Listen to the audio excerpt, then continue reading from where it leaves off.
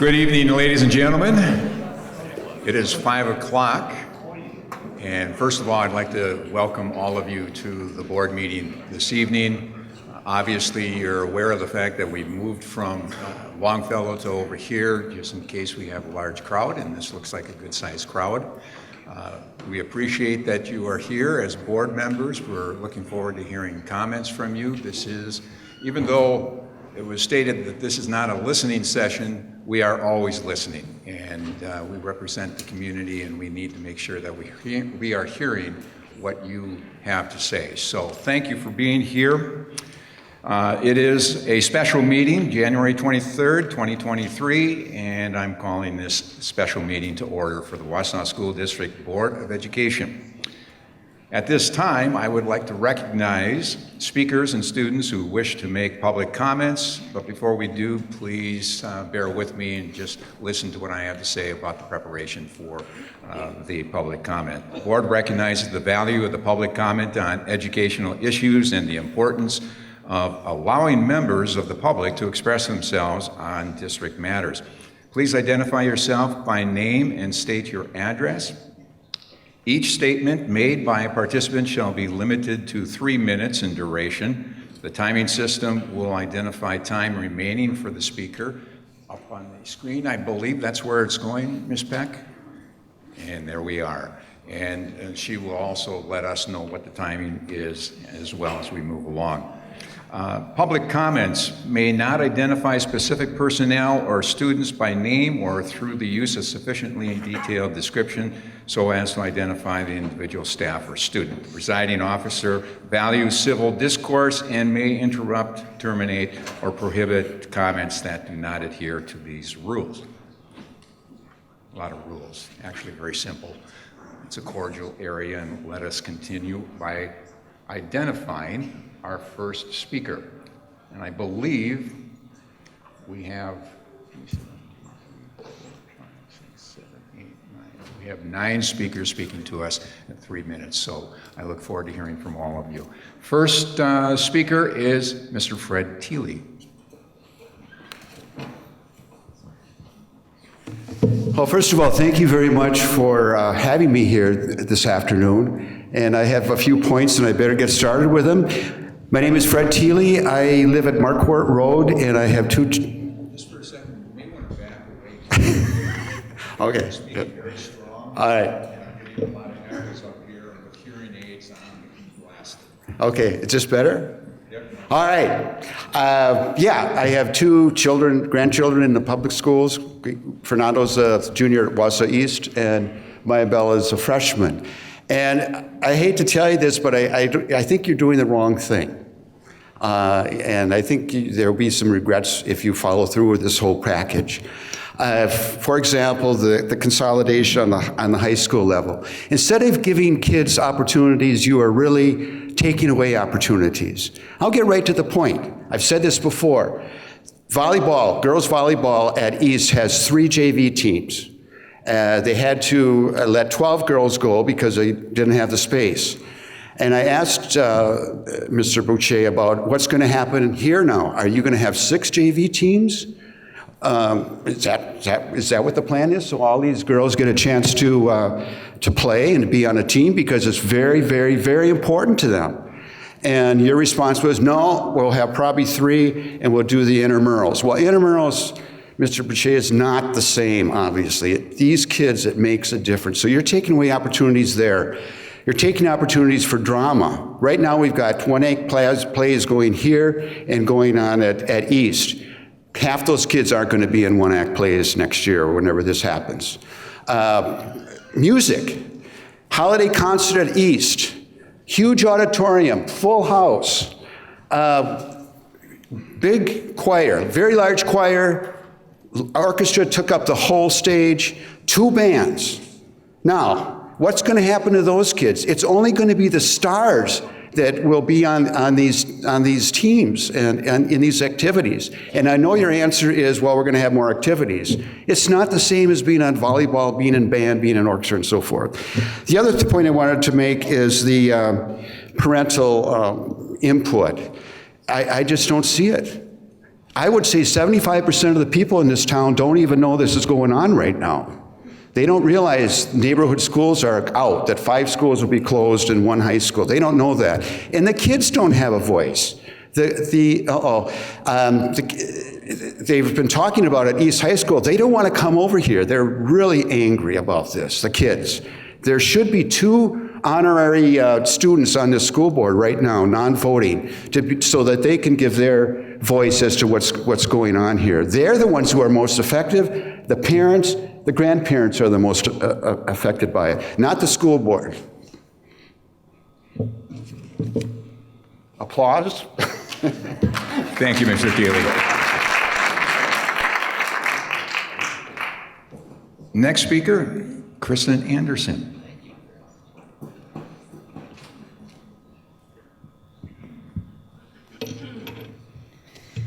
Hi, Kristen Anderson. I live at Boulder Ridge Circle in Wausau and Red Mountain, parent of 2 at John Muir right now. Regarding the proposed restructure plan that is scheduled for the vote tonight, I am in agreement with most parts of it. 1 high school I do believe will unify our community. I do think it will give class availability, sports options, clubs, donations more feasible for every student. I'm on board with that. Consolidating elementary schools, 13 is a lot for this community. I understand that.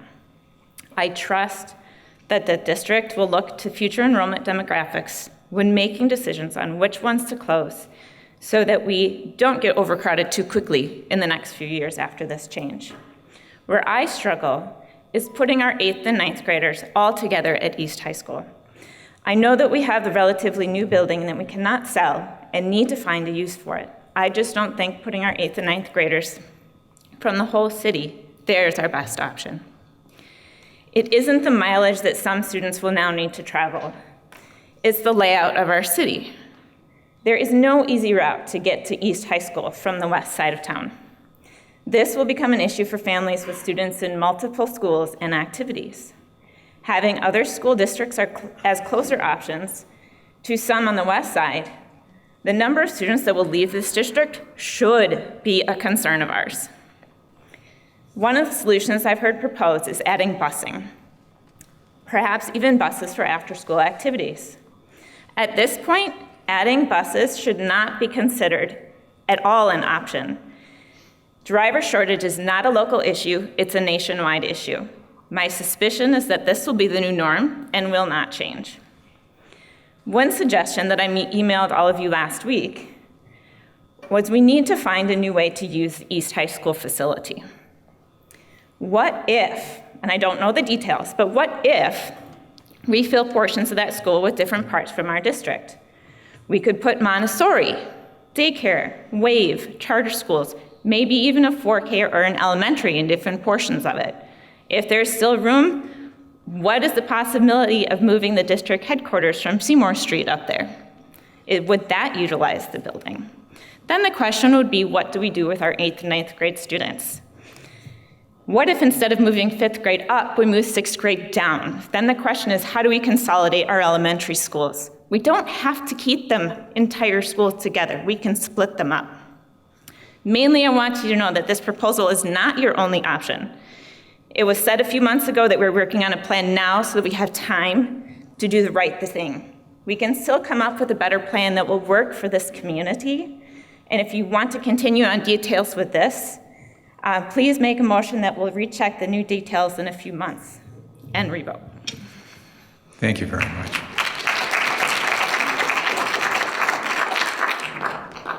Next speaker, Dave Casey.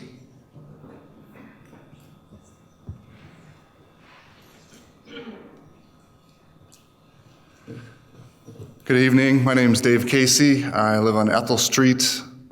My wife and I have 3 kids in the district, 2 of them at Wausau East, 1 at John Muir, 11th grade, 9th grade, and 6th grade.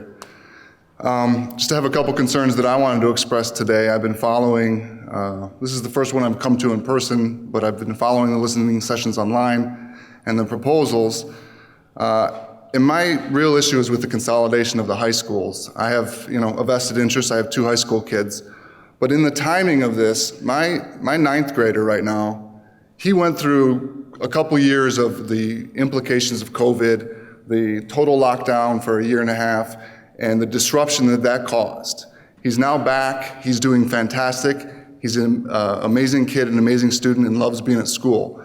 And the way that this proposal is my understanding, is that then in 2 years, when he's a junior, right before he's about to finish his high school out, they're gonna say, nope, you're gonna go to a completely different school, completely different format of learning with the modular learning that they do at West versus what they do at East, completely uproot all of the kids again in their time from when they were in 7th grade to 12th grade. And I think that's gonna have an incredibly negative impact on his mental health. He's at home right now. I said, we're going to this meeting, and he's devastated at the idea that he's gonna be forced to go to West, basically. And I think that should be a real consideration. I don't see why it can't be phased in, if it has to happen, to be phased in so it doesn't affect kids that are currently in high school that just went through the COVID. My other comment is that in following everything online and the very nice website with all the information on there, it says, is there a plan? And you click on it, there's no plan yet, it's just discussions. We're listening to the community, we want to have input. And then on Friday, there was a notice of this special meeting saying, here's the plan, we're going to vote on it on Monday. And that to me doesn't seem to me to give, now that there's a plan, there should be more time for community input. And the final thing I wanted to say is that in all of the surveys that were put out, it was, what do you like about Wausau School District? What could be improved? What couldn't be improved? And what I don't understand is why isn't there a survey put out that says, do you want to consolidate the high school? And get people's response. Because I don't think there's support for it, at least people that I've talked to. The last thing I want to say is I was talking to my son before I came here, and he said, half a dozen of my friends are going to go to a different school if this happens. They've already got plans. And so I think it's going to be devastating for my kids, and that's my personal vested interest in this.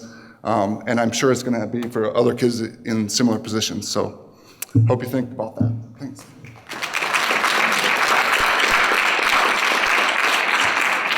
Thank you very much. Next speaker is Kim Casey.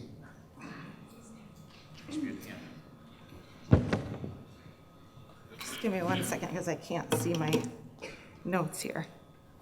Sorry. I'm very nervous. Okay, I had to write it all down. It's going to sound a little bit like Dave's. My name's Kim Casey, same kids. I have read the proposal. I understand change is needed, but I do not support the current proposal. That said, if it is passed, my hope is that you'll consider making changes happen in phases. Current high school freshmen and sophomores will have to make these changes their junior and senior year. This proposal seems numb to how negatively these kids will be affected. This upheaval during the last 2 years of their high school careers will add so much stress to an already stressful time. The current proposal lacks consideration of how their grades, their social landscapes with both their peers and staff, their sports and their arts might be compromised, as well as the psychological effects this scope of change presents. These students have already endured so much the past 2 years due to COVID. To do this to them now is disturbing, and it creates mistrust in the very education system that you are trying to build. I understand the money issues. I understand that eventually it is likely a good idea, but to just pull these kids out and say, well, now you guys have to figure it out because it's better for the school district. It feels a little bit like you're using my kids as pawns. I think it's irresponsible. I feel like the survey that you sent out, again, didn't ask any question. It was like, what is great about the Wausau School District? Check the boxes. You didn't ask me any direct questions. You didn't get real feedback, in my opinion. It seemed like a waste of time. It's really concerning to me how this will affect these kids. So what if you went in phases, starting with one elementary school and the next year another, to ease the community into it? Maybe you wait until this year's group of kids that will start middle school, when the changes happen, all start new and fresh at the same time in the new school. I don't know. I don't have the answers. I appreciate you working on this and trying to make our district better, but I encourage you to reconsider rushing this through to happen in the next 2 years. Thanks.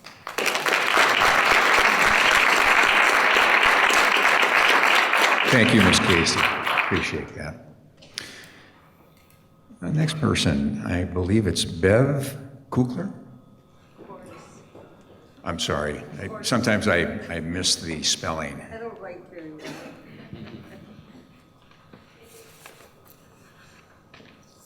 I'm here as a grandparent and a taxpayer, and I agree with many of the things that some of these younger people have reiterated about. There has to be a different solution. I would have liked a survey for my husband and I to fill out. I would have attended meetings if you would have had them every Mountain School and blocks away. I would have went. None of this was published a lot on TV. It was hard to find out about it. If you didn't know someone that had students in the district, you didn't know about any of this. That's very disappointing. Neighborhood schools are the backbone of our community. Fifth graders do not belong in junior high. Fifth graders and really sixth graders need recesses, playgrounds, things like that, that we are losing when you make these changes. In my opinion, we have to deal with a problem that you inherited, which is Wausau East, in my opinion, was overbuilt. And now we have it. But people are not gravitating to the east side as was planned or hoped for. So we need to deal with that large building. And I agree with some of the other people that spoke. Can we use part of that for Horace Mann? Can Horace Mann be sold or repurposed, whether public or private sector? Can the central office be moved out to Wausau East or Horace Mann? By dividing the high schools at grade levels, you're splitting families, and it's better for me, I would think, for me to keep families on one side of the town or the other because of events that you attend. If you divide them grade level, you may have something in this school for your children and over there for your other child, and this is doing something unfair to families. If you leave them the way they are but shift other buildings, you would allow families with students in junior and senior high to stay on the same side of town, not splitting families from attending student functions because they cannot get there. Think of what this will do to families. Not every family has a car. The parent or student that can walk to his or her school can attend functions after school. Outside of their neighborhood, many students and families will be left out of important parent conferences, concerts, sports, school activities. Think of the far reaches of Stettin, town of Berlin going to east, and town of Texas going wherever to west. I think these are placing burdens on families that are unnecessary when families are already very busy. I think we need to postpone this vote, get more input, check with school districts with like enrollment dealing with this. We cannot afford to lose more children out of our public schools. And I hope you just will listen to the parents speaking. Thank you. Thank you. Next speaker, Jillian Bettino.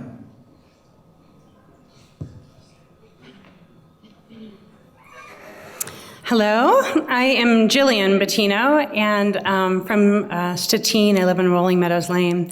I have 6 kids who have been students or are students to a junior and a senior at Wausau West.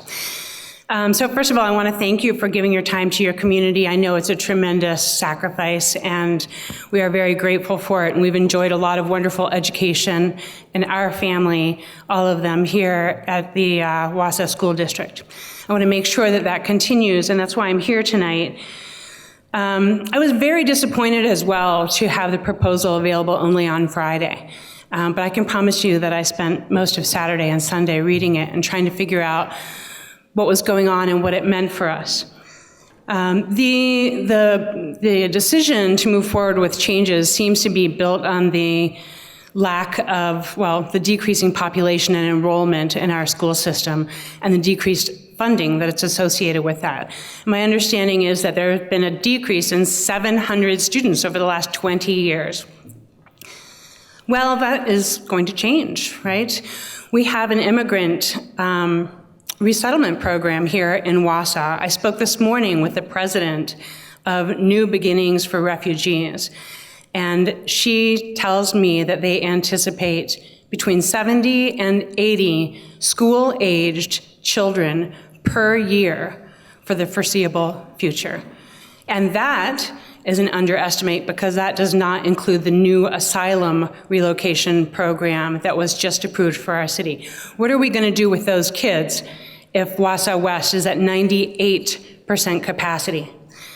Another thing I'm concerned about is if you look at the schools that are being closed for the elementary schools and kind of look at the types of kids that are there, it almost looks as if we are targeting closure for schools that serve economically disadvantaged children.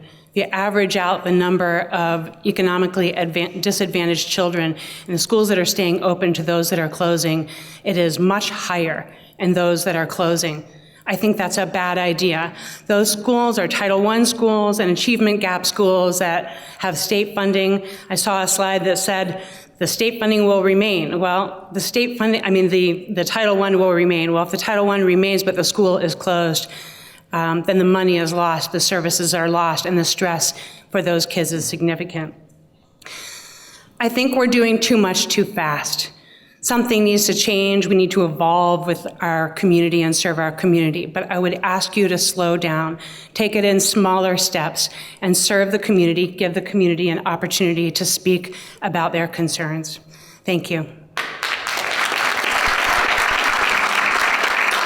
Next speaker, Dave Ekman.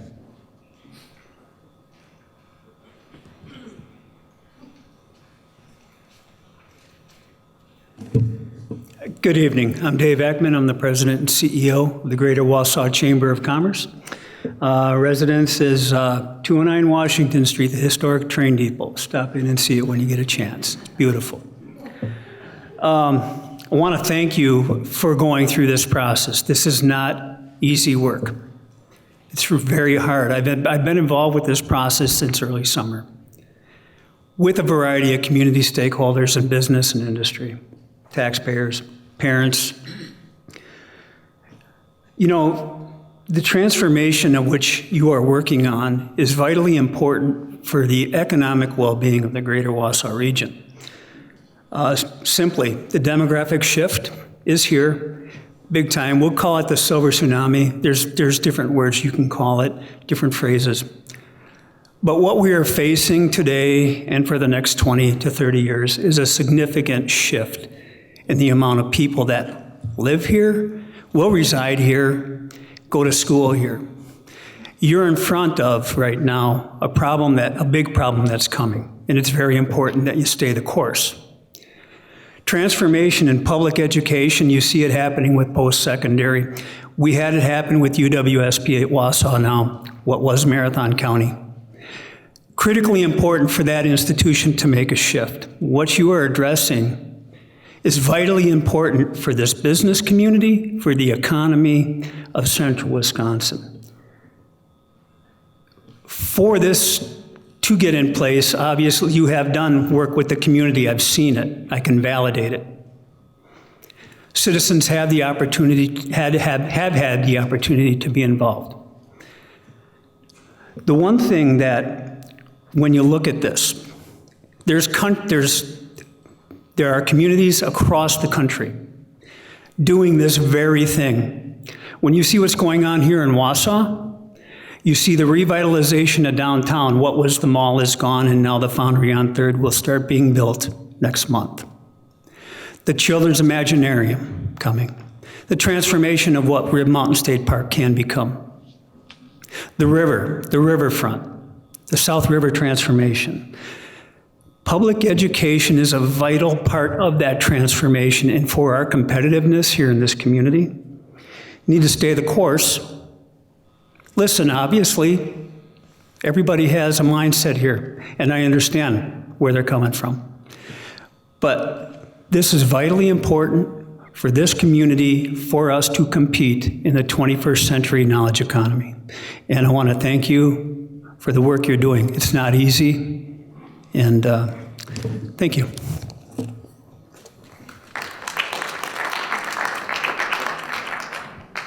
Next speaker, Shimamil Nuse. I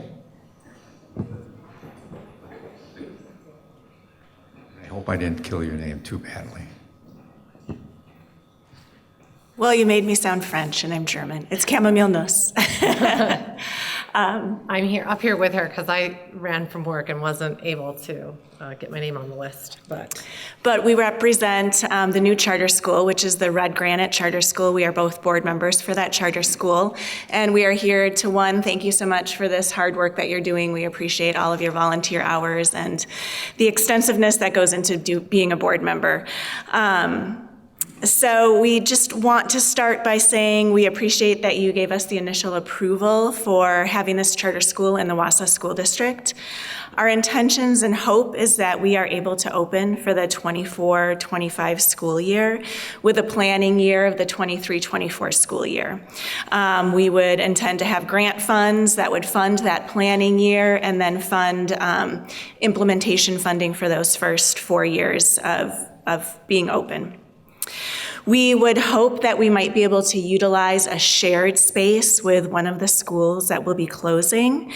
We intend to start with early grades, and as the school grows, we could then grow into a school that we would be able to take over.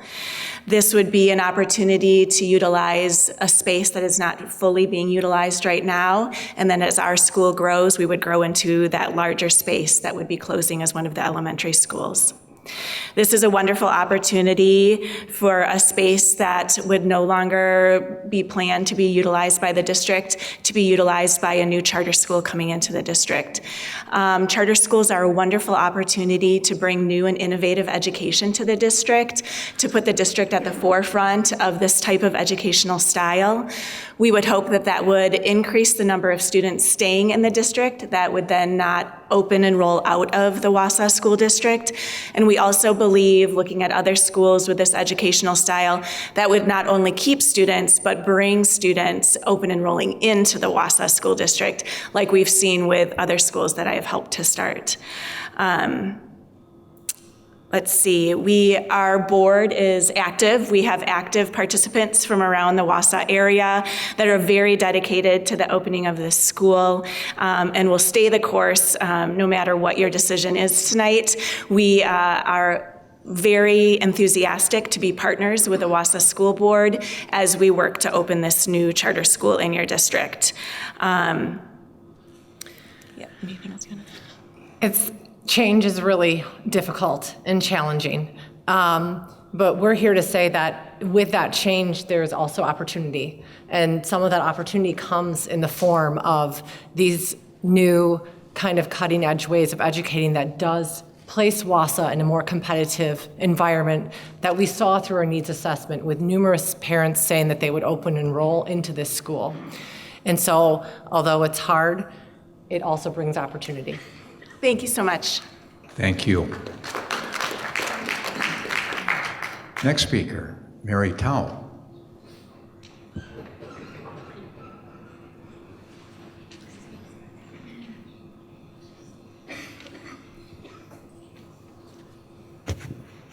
Hi, good evening. Mary Tao, 506 Sherman Street. I have 2 kids that attend the Wausau School District. I've been a former school board member with some of you. I feel like I've been having this discussion with all of you in the community for the last 7, 8 years. And I remember how it all started. And we opposed the closure of Lincoln. And now I feel like kicking the can down the road has finally come to fruition for some of you who wanted Lincoln to be closed.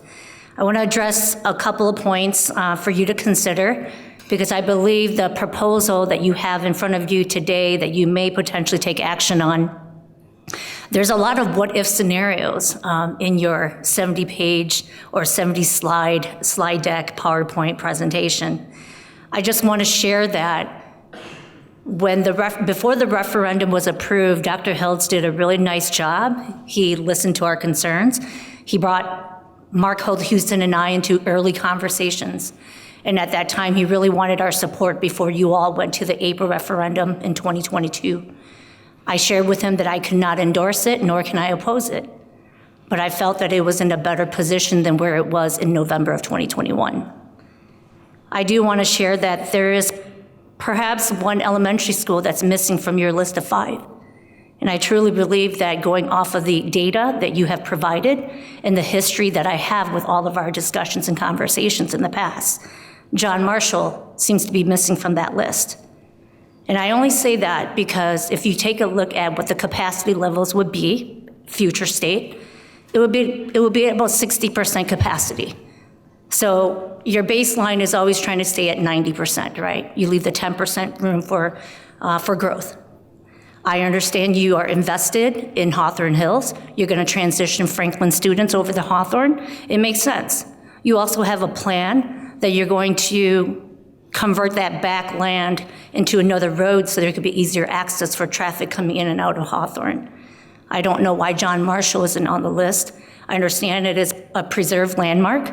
I understand that we could be positioning those students to also transition over to Hawthorne. But when you take a look at all the schools that you are considering closing, and you take a look at the what-if scenarios with your charter school opportunities, plural, if you take a look at the presentation slide deck, you'll see that your what-if scenario still considers Red Mountain and Hewitt, Texas as future charter schools. Going back to some of the comments you heard earlier, I kind of feel like all your very poor, working class elementary schools won't have access anymore, but everybody else around us will. Anyone in the urban downtown Wausau area. I feel like we're giving that up for some of those economically disadvantaged students. In closing, I hope that you consider turning Grant, and if John Marshall becomes on your list, into some affordable housing. Thank you. Thank you very much. Those are the speakers for this afternoon, or actually this evening, and so we're going to move on right now. As stated by Dr. Hiltz earlier, this is a special board meeting, and it's going to be a presentation by him and his team to show all of us what the presentation has in it. And we have viewed it before, but now we want to put some words to it as well. So with that, Dr. Hiltz, the mic is yours.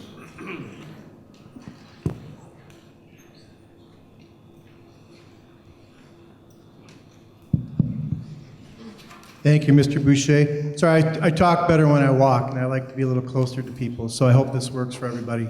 John, do I have? I do. All right, I have control of the presentation. Before we hop into the proposal, I want to start by saying thank you for being here. We've been listening. I know there's a sense that we haven't been. But whether you see your ideas or your questions or your concerns specifically laid out in this proposal, they're in there. We've analyzed some of the ideas that people have, and we measured them. And so your thoughts are in here, your concerns are in here. I just want to maybe take an opportunity to set the stage for tonight. We all face challenges in our lives. And there's one thing I've learned, that the best way to get through a challenge successfully and thrive and get to a better place is in community. When I have a big challenge, and and I sometimes, maybe doubt my own abilities, which I think is natural when we challenge ourselves, I look to others to help me. I look to my school board, who brings a lot of expertise and passion and dedication. I look to my team. I look to our staff. I look to our community partners. Some of those folks are here tonight to help us present this information. So I understand what it's like to not feel like you're in control of your own life and that of your children. I want you to know that whether we're talking about poor children, advanced children, average children, whatever that might mean, they're all in here. This is a plan to help improve opportunities for every child and every family, and to make our staff, give them some more support so that their significant efforts can yield more results. So I just want you to know, we hear you, your ideas are here, and I hope that maybe for a little while, I know you feel fear and frustration and maybe some anger and some doubt. It's hard to trust. I wonder if I could ask you to put that aside for a little while, listen to the state of the district, the proposal, and then and see what you think after that. So thank you. I didn't mean to take too much time, but I thought it was important to let you know I appreciate everything you're saying tonight. And so I just wanted to reflect that back to you, so thank you. So, here we go. New direction is what I'm proposing. Take a little road trip together. How many of you have ever done a road trip with children? Raise your hands if you've done a road trip with children. All right, let's do that, shall we? We know what happens in a road trip with children. There are potty breaks and detours and construction, and sometimes we find a cool little space with dinosaur bones and we show them that, right? We're all on a journey together. Let's be together. We know there's going to be some twists and turns and challenges, but we're on a little journey together. This is a nice, just a nice kind of grounding piece. Absolutely, change is painful. It's also painful to be where we're not supposed to be. I apologize to the board members that this is behind you. I hope you can follow on your devices. So tonight, this is the layout of the proposal. We start with the problem, we explore our opportunity, we have a formal proposal, we talk a little bit about open enrollment, as you'll see later, the scope of this project, the timeline, the milestones, our budget, some risks, success criteria, what is it we're trying to achieve, and then we have some financials that kind of wrap all this into a little package for us tonight. Many of my team members will be joining us today. This is like I said, a comprehensive proposal built from a lot of perspectives. So, we want to be the premier school district for all the right reasons. We want to earn a reputation as being student-centered, a great place for kids to be, a great place for parents to send their children to learn, a great place to work. What does it mean to be a premier school district? Why are these the right reasons? Because it means that the children get the absolute best education possible. It means that students have the most diverse, challenging, and supportive opportunities possible. It means that we're an employer of choice so that the wonderful staff we already have, we can keep them. And when we need to replace them, we can replace them also with high-quality people. Highest quality programs, facilities, equipment.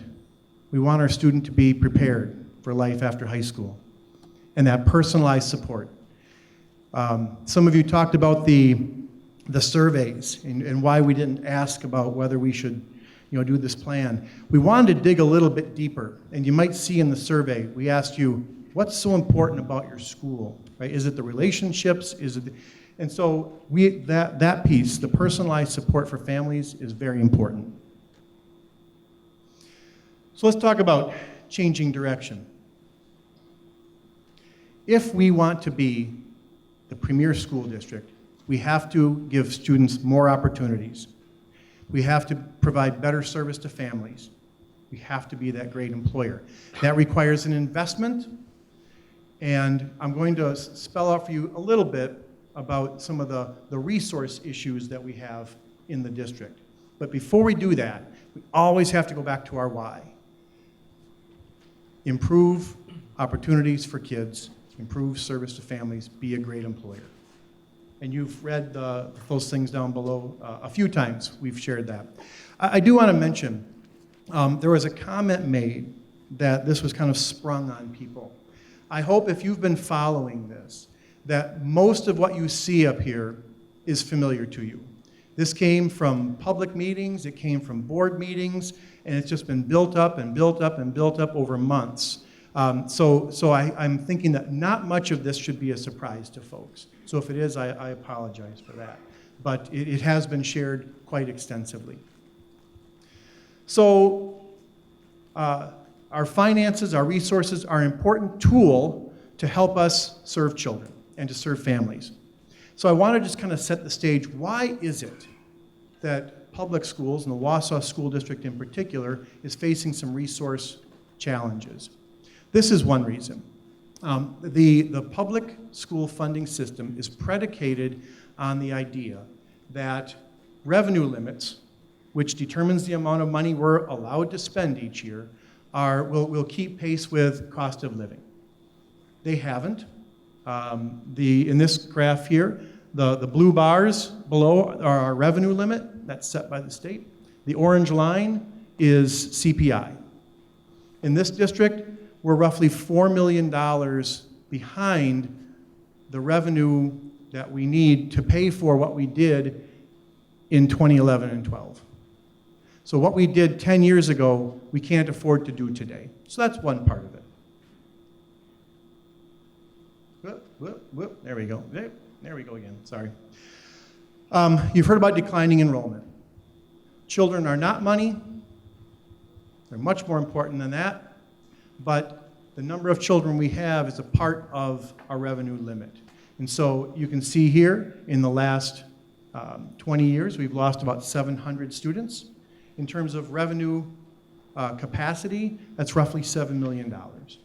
So now we have 7 million piled on top of the 4. Our staffing is not always aligned with our enrollment. The blue line on top is our staffing, starting from a 0 point in 2015. The orange downward trend is our enrollment. You can see that we've lost, our enrollment is about 7% reduced from 2015. Our staffing is actually up a little bit. We were on a slight decrease, but that last bump up to the right at the end, that was the community's generosity in that $4 million that allowed us to hire additional pupil services staff. That's that reflection right there. Why is it that our staffing trend can't follow our enrollment trend? Well, we are spread very thin. 13 elementaries, 2 middle schools, 2 high schools. Sorry, I'm talking to you, but you're listening to my back here. So our staff are spread very thin, our students are spread very thin. If I lose 2 students here and 10 students in this school and 15 students here and 5 here, the reduction is not enough for a staff reduction to occur. I still need the teacher in that classroom that has 2 less students. I still need the principal and the custodian. And so because of our, I would say, economies of scale, we aren't able to match our expenses with our revenues. One more piece of this, and that is open enrollment. This graph, the blue line, I don't know if you can see the colors back there, but the blue line on the bottom is the number of students that open enroll or choose to have their children educated in our district from outside of our boundaries. The red line, going up to the right, that's the number of children that families are sending to be educated outside of our boundaries, from within our own boundaries. That tells me we need to change something significant about the education that our children are receiving, the service that our families are receiving, because people are choosing to leave. So we need to figure out why that is. We've had some of those conversations, and some of those answers are built into this proposal. So these are some long-term concerns: inconsistent student success, inconsistent student access to programs, inconsistent staffing, staff work conditions, challenges with retaining our staff and attracting new staff. And a lot of it is in that declining enrollment, open enrollment, and financial challenges. This is what we want to address. Good. All right, so let's talk about the opportunity. By the way, sometimes it's interesting when we have these conversations.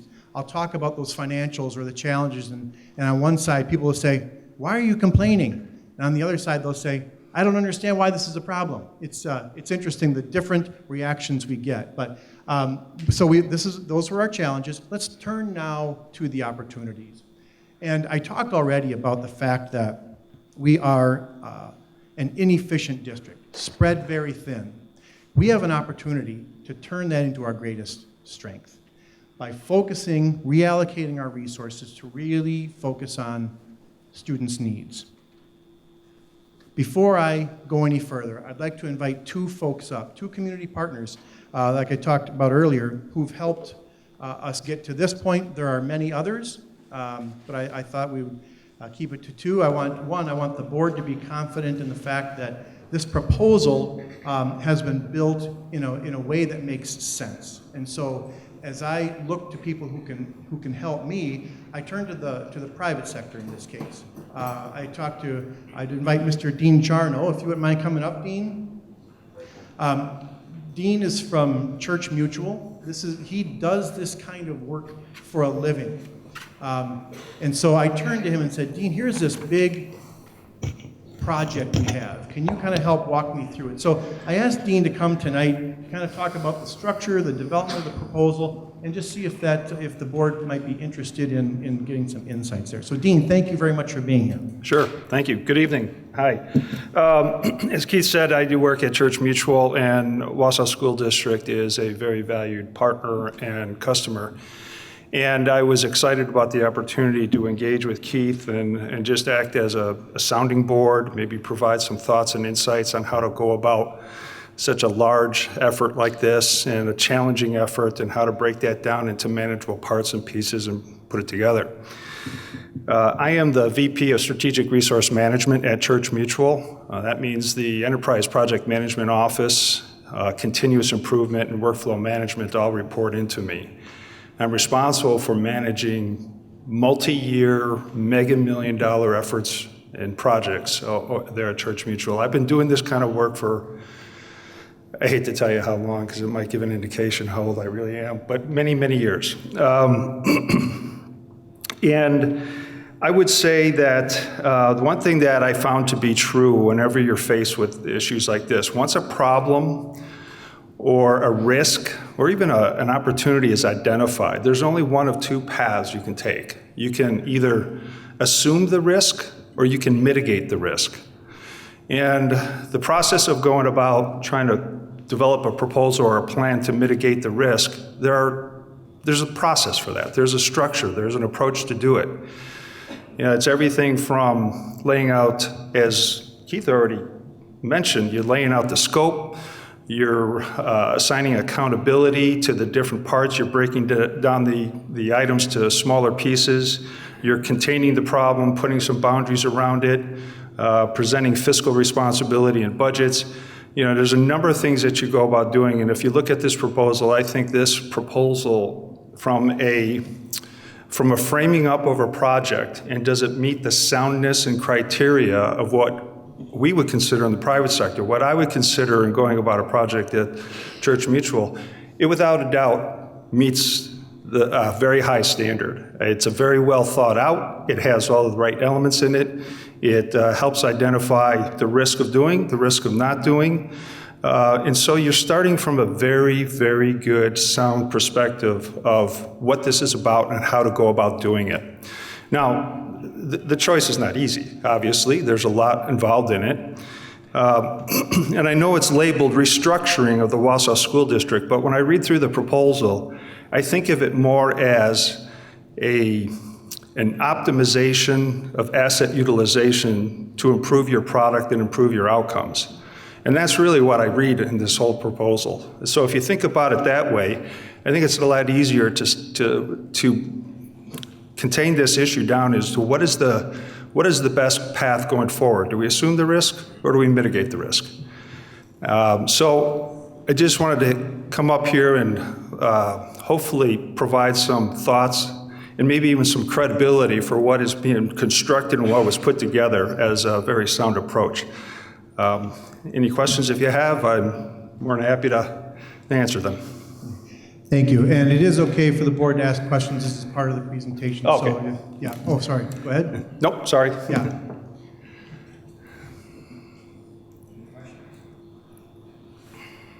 All right. Thank you very much, Dean. Appreciate you being here. I have one other guest to introduce tonight, Mr. Brian Bailey from the YMCA.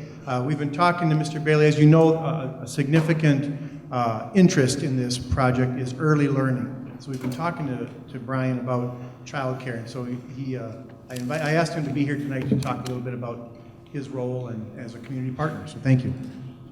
Thanks for having me. As Keith says, if you're not aware, we have a child care issue in our community, borderline crisis actually.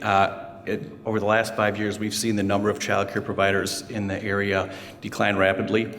One of the things that I'll tell you is the Woodson YMCA, we do child care at proper larger volume, and to some degree, we have a competitive advantage to do that because we can use pieces of positions and be more flexible on things. About 3 years ago, I'll tell you, we did a big project downtown to meet some community needs, dealing with childcare all the way to seniors. Was very successful. We had to we had to move our childcare off-site to double in size. We went from 120 children to 225 at our downtown site. Before we could even open it up, the slots were full. And it tells you where the need is. And this leads to the labor market also. Our industry, our teachers, our nurses, they need childcare. But childcare is broken. We need support also. Right now we're very fortunate, Department of Children and Family are helping support childcare centers. But I tell you, there's an end game to that. That's end of 2023, you're gonna see things get worse. So we need these creative type of partnerships to create spots in the community. How can we support each other to make things work? We need more labor also, and we need to do that. We need to make sure that we're providing strong competitive wages. So I'm gonna tell you just a little bit of how childcare is broke. So it's probably more than you might wanna know, but it's really important, and it has to do with our youngest children. We're held by state guidelines on state licensing, and I'll call it a toddler, 2 and under. We have to have 1 teacher for every 4 children that are in that program. As you get a little bit older, you can get a little bit wider. So if you get up to 4-year-olds, I can have 1 teacher to 12 children. 3-year-olds, 1 to 10. I'll tell you, 29 years ago when I got into this field, I would not have thought I would know so much about childcare, but it's a real business and it's a real thing that we have to meet needs at. So I want to tell you that I subsidize 8 children, $50,000. Every room where I have 8 children, I'm subsidizing $50,000. So you might say, why would you do that? And what you would see is a lot of child care centers don't. So when someone's trying to have a child or a second child and they're looking for a spot, they're calling and they're saying, what do you mean there's a year waiting list? It seems incredible, but it's true from that. And then you say, why would you do it and how do you offset that? Well, if you can get 12 children and you have your child care full, now the margins get better and that can help offset. Doesn't fix it completely, but the margins are small. What we need for the industry is revenue streams consistently across the board so we can raise rates or wages for our teachers so that people aren't leaving the industry, because that's the other part. There's not a lot of people left in the childcare industry, and that's what's shrinking right here. So we need creative partnerships like this to allow us to serve children, to serve families, and to continue to feed them into our communities. I talk with industry, we need industry to support us also. We need industry to start thinking about, is this a portion of a benefit we should be looking at on it? We need the state to continue to be involved with this process, because it's not a one-size-fits-all. But I can tell you, some of these type of partnerships, we could put 5 childcare centers, and we could probably use them, putting 200 kids at each of those sites. And I know we would fill at that point on there. So we feel good about how we run childcare. It's not easy. It's complicated, just as you run schools on that. We do think that we can be of a resource to help provide these opportunities for our families in the community on that. So with that said, if you do have questions, I'm more than happy to answer. Thank you. Any questions? Thank you very much, Brian. Yeah, so over the last months, you've heard from our teachers, you've heard from directors, you've heard from business owners, you've heard from a wide variety of partners. So it's a very comprehensive process. So thank you both for being here. All right, let's continue on our road trip. So we talk about this, the main focus here being what's best for children. So let's talk about that a little bit, and I think some of my team members might come up to help me with this.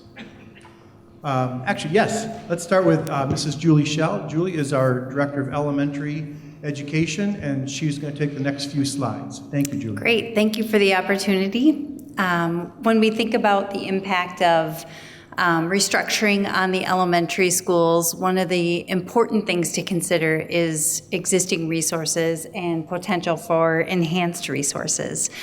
So one of the important things we do have as a resource that supports our students and our families is that we do have 6 current schools in the district, also part of the proposed plan, that are considered AGR, or Achievement Gap Reduction schools, who receive additional supports either through a class size of 18:1 kind of guideline, and or Title I schools also support students through an additional Title I reading resource teachers. So in looking at the proposal, the 6 schools that are AGR and Title I schools as they are now would remain that way. And also John Marshall, which is not an AGR school, would still remain a Title I school. So that would be critical for us when thinking about maintaining and our current resources and the benefits that our students and families receive from those. Another element that we've learned about resources, and when we think about the impact on students and families, we've learned from a pilot that we've had running at Rib Mountain Elementary School. Many of the staff members are here, and I know their principal, Tammy Steckbauer, is here as well. Just to give you a little information about what we learned about resource management from this pilot, they've had an additional resource teacher, intervention teacher, that is working with pockets of students who are not eligible for other additional resources and funding. We call them striving students who have benefited from the use of academic interventions, and have improved their skills to a level where, in some cases, we've been able to defer them from a special education referral, and they've made some great academic gains as a result of this additional resource. We also saw on the 2021 state report card, Rib Mountain earned an overall average score of 67.1, which is a numerical score given to all schools in Wisconsin as part of our accountability system. And on the 21-22 report card, through the year of this pilot, their score jumped to a 78.4. Now, there are many factors that staff working very hard to maintain and increase their scores, but we do believe that this had a huge impact on that score as well. So something we've learned about resource management when we're thinking about impact that mergers could have on our elementary schools. You'll hear a little bit more about that later too, resource teachers. Another element when we're thinking about combining elementary schools, we do have a lot of what we call itinerant or resource staff, including special education staff, our multilingual teachers or what we call EL teachers, Title I teachers, encore teachers, some special education teachers. There would be less travel when we think about merging and having fewer schools, less travel time for staff, some travel midday, some travel day-to-day. We would also see an opportunity for some greater student grouping options, some flexible grouping, so those ratios of teacher to student wouldn't change because we still have the same amount of students and we have the same amount of teachers in some cases, but the ability for us to do some more flexible groupings and think about providing services to those students in different ways would create some efficiencies. We also think about the fact that combining our schools would give us an opportunity for greater staff collaboration. We have great knowledge, expertise, and craft within our teachers here in the Wausau School District, and allowing them to bring that together in a larger group, as well as having that collaborative time and possibility with our itinerant and resource staff brings us great opportunity for change and enhanced academic experiences for kids. And the last one is really when you think about our current class sizes and our current sections as they are now, with the proposed merger of schools and the new class sizes and sections under our board guidelines, there would really be an overall average change of an additional 1 student per section. So when we're thinking about, what will this do to class sizes and the thought process about those always becoming higher, there are some that fell a little lower than 1, some that went a little over 1, but an overall change of an additional 1 student. And lastly, just that story of an elementary school student and the way that this could impact their day and the opportunities that this could provide. I'll just summarize. As mentioned, with the increase of collaboration and larger teams, we could experience some instructional and assessment elevation and enhanced experiences, bringing that knowledge and expertise of those teachers together to collaborate. We would get the support, students would get the support they need in real time. We'd have more availability of some of those resources of our teachers as well as our pupil service staff on site. Students and staff would have greater supports for behavioral and mental health needs here in our community, which we've talked a lot about. And what we call win time, or it's an academic enrichment or intervention time, that each of our schools have in their schedules would allow for more collaborative and creative collaboration as more teams and teachers would be involved in being able to differentiate and stratify group strategies for students.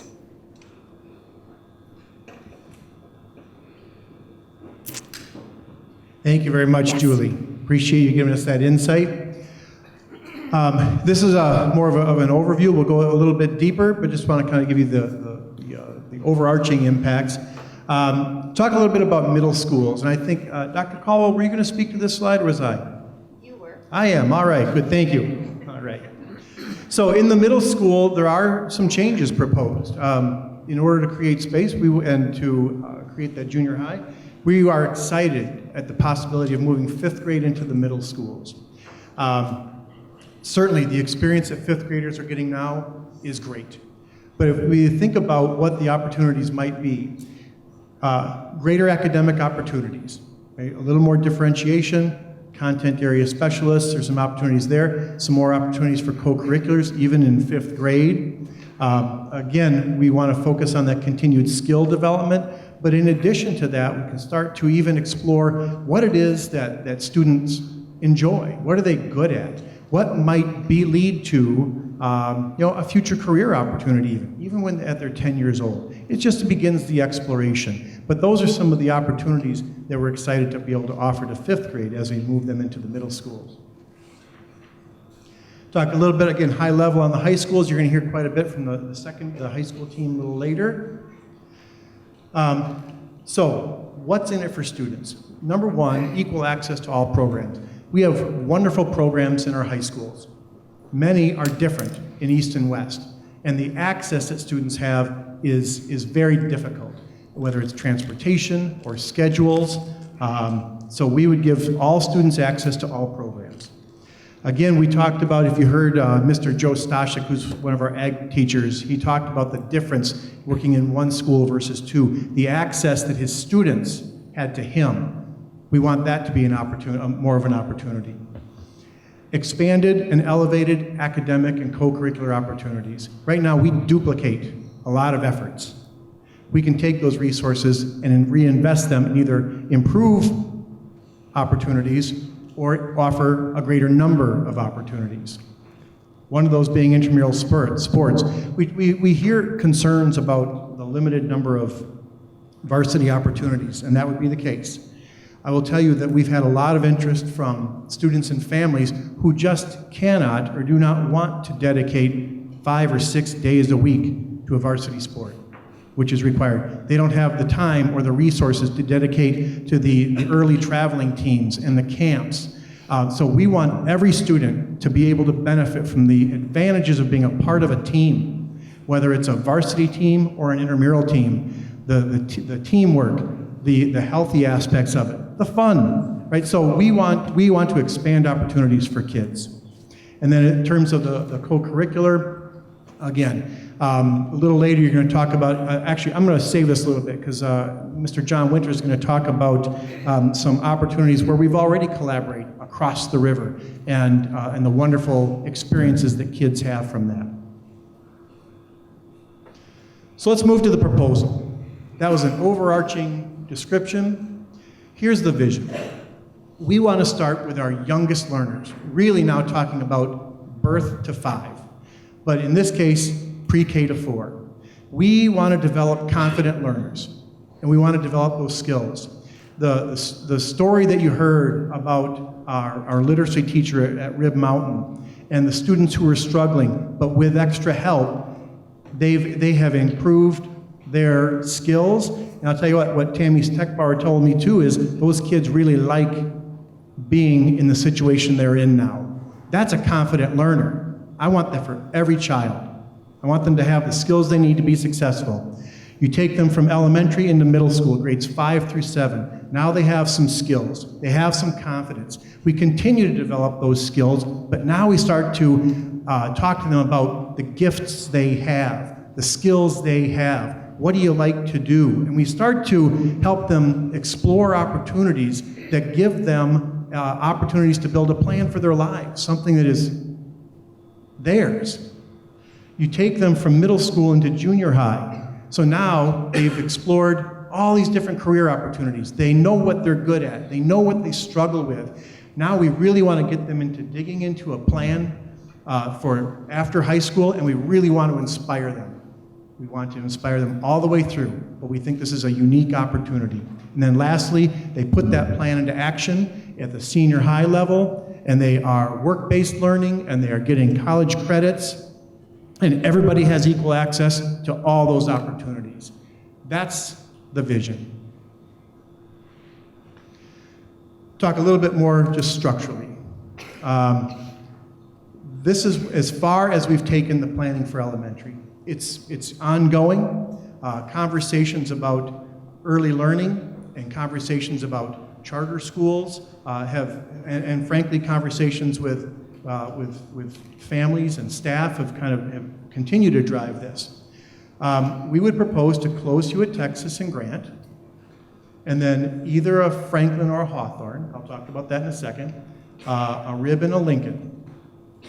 We would, if the environmental charter school gets approved, eventually we would, the campus at Hewitt, Texas is very attractive for that purpose.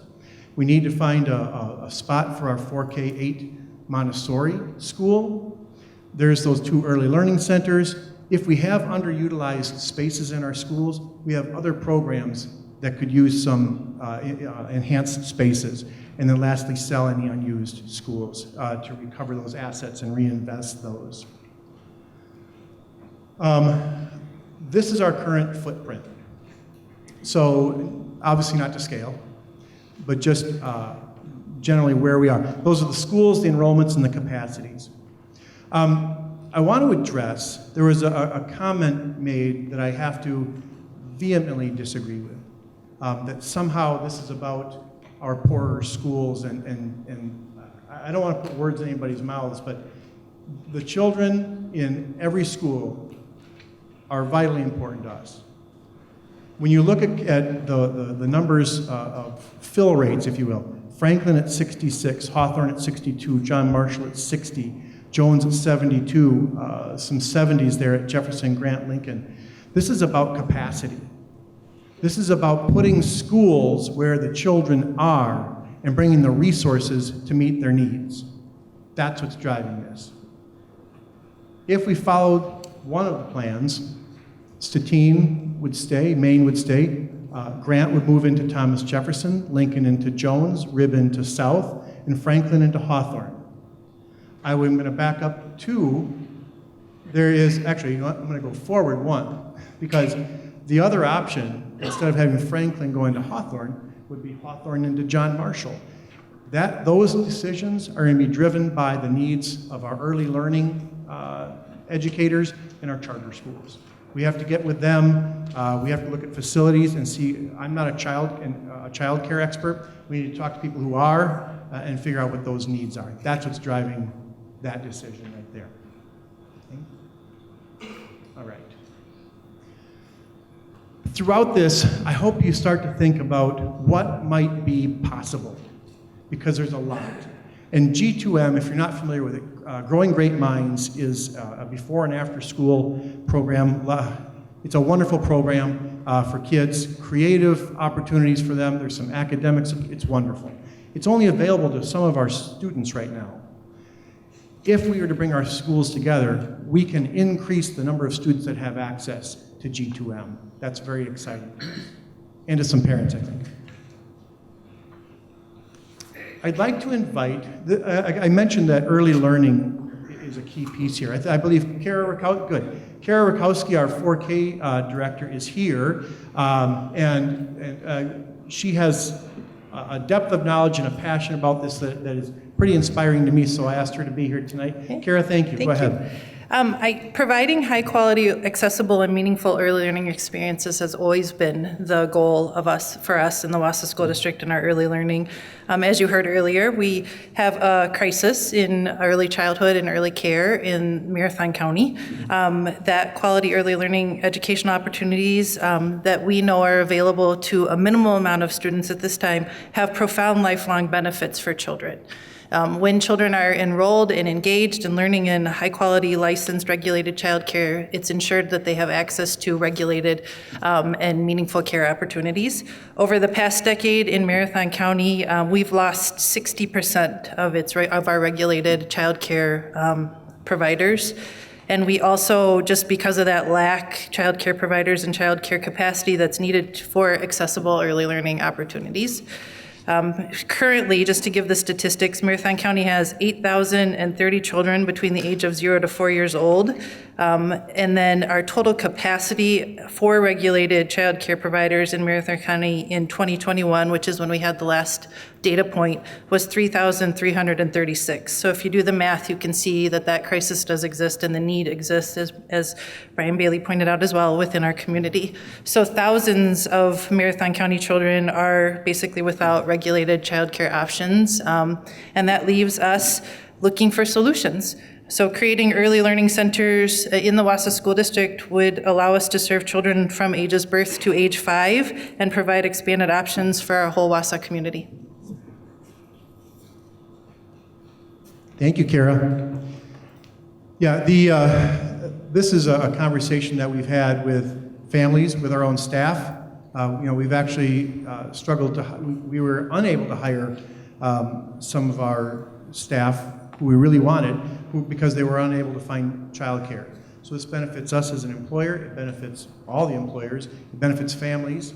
We had a listening session a little bit ago, and a young mother was talking about getting on the waiting list before her children were even born.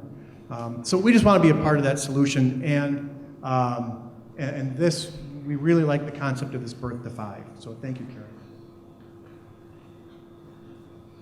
All right, let's talk about secondary. So what we're proposing. 5th grade, moving into the 2 middle schools, grades 5 through 7. And then reconfiguring our high schools to be a single high school on 2 campuses, as outlined here.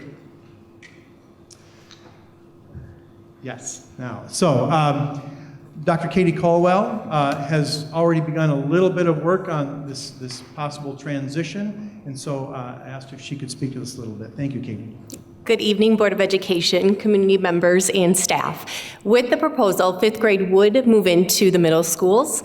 Both Horace Mann and John Muir would hold 5 through 7. With that, we would have the team concept. And with the team concept, we want to keep that for our 5th, 6th, and 7th grade because it's ideal for them. They would have a team of teachers that they could build positive relationships with and a consistent group of students that they could build those relationships with. In addition, those team teachers could collaborate because they know the students on their team and best provide that instruction to support those students and their needs. We'd create a district with a 5-12 scope and sequence in all content areas. And with that, we'd enhance the offerings for students to make sure that all students had equal access to that curriculum. We'd create the middle school schedule according to previous feedback that we received. And what that might look like is making sure that the schedule would provide the opportunity for all our students to have access to all the allied classes that were offered at the middle school. We would incorporate required middle school rotations to facilitate that exploration. So that would look like the schedule would be tailored to that unique academic and the developmental needs of our middle school students. And lastly, we would support their students' later exploration of electives. So when they moved on to the junior high, they could have a more informed decision of what they liked based off of those classes they took at the middle school level. And like Dr. Hilt said, we started some conversations with administrators on how to support that transition for 5th graders to the middle school, and we're excited to continue that. Thank you very much. I'll share one quick story that I heard. Oh, go ahead. Yeah. That students in high schools, when they have opportunities to take electives, they hesitate to do so if they haven't experienced these things in the middle schools. They're afraid to try new things. So that, again, bothers us greatly. We want to make sure that they have exposure to all the different class areas, so when they get to high school, they know what they're good at, they know what they like, they know what opportunities, they're more confident in exploring those opportunities. So we're very excited. Thank you. So let's talk just a little bit, nuts and bolts. So currently, our middle schools are, John Muir is at 89% capacity, Horace Mann is at 85%. If we moved 5th through 7th grade into those, they'd be roughly the same, 86 and 81%. So we are confident that the schools could serve those 3 grade levels of slightly younger students. I think now we start with, our high school team. I will just tell you that when I listen to them talk about what is possible here, I get really inspired, so I'm anxious for you to hear from them. Dr. Rauscher. Oh, I'm sorry, time out. I just have a question. When we talk about the split of the 5th, 6th, and 7th graders and the K through 4 in the elementary schools, and it's been a lot of talk about co-curriculars, a lot of talk about the arts when they get to the high school. But it all starts at an earlier age. Are we saying that we can do more to get more 5th graders, 4th, maybe 4th graders, 5th graders more involved with music, with athletics, bringing back the possibility of elementary basketball and volleyball, which that's kind of gone away if I'm not mistaken. And so I'm just wondering, are we going to be able to bring that back? Because since 2010, again, if I'm not mistaken, we lost coaches that opportunity to coach in the elementary level. So we haven't had any kind of athletics going on in the grade schools, correct? Will this bring that back? Yeah, we've had some recently, and someone might know more about this than I do. But yeah, it used to be more comprehensive. But that would be one example. The elementary athletic program is one of those examples of some things we've lost. I was talking to Jeb Steckbauer earlier too. We used to have intramurals at West. We don't anymore. There's a number of opportunities that we've not been able to continue. So yes, if you're talking middle school, yes, we're very excited about the opportunity to expose them to more athletics, arts, and academics. Oh, I stole your AAA, sorry. Because as I look at the pictures here and I take a look at the band possibility, we had to combine our Wausau East band with 7 other bands in order to go to Pasadena. Now, we could have more people being prepared to be in band if we started music earlier in this configuration, correct? I'm throwing questions at you, not telling you what you should be doing. Yes, those are all the kinds of possibilities that we're really excited to explore by having different grade levels together and different numbers of students together in one space. And we'll keep talking about that as we walk through the next couple slides with you for sure. Because I'm hoping that we can do more with the AAA. Academics, we can talk about the scope and sequence and the academics, which are very important, more important. That's why the first A there. But the arts, can we get more of the arts in? Can we get more of the athletics at an earlier time to get students aware of all the different possibilities there are? Again, just questions. The short answer is absolutely yes. I just don't want to steal some of my colleagues' thunder tonight. So, hi everybody, I'm Dr. Jennifer Rauscher. I'm the Director of Secondary Education. So I get to talk a little bit to kind of kick off the high school team here, and what you see in front of you is a Redefining Ready report card.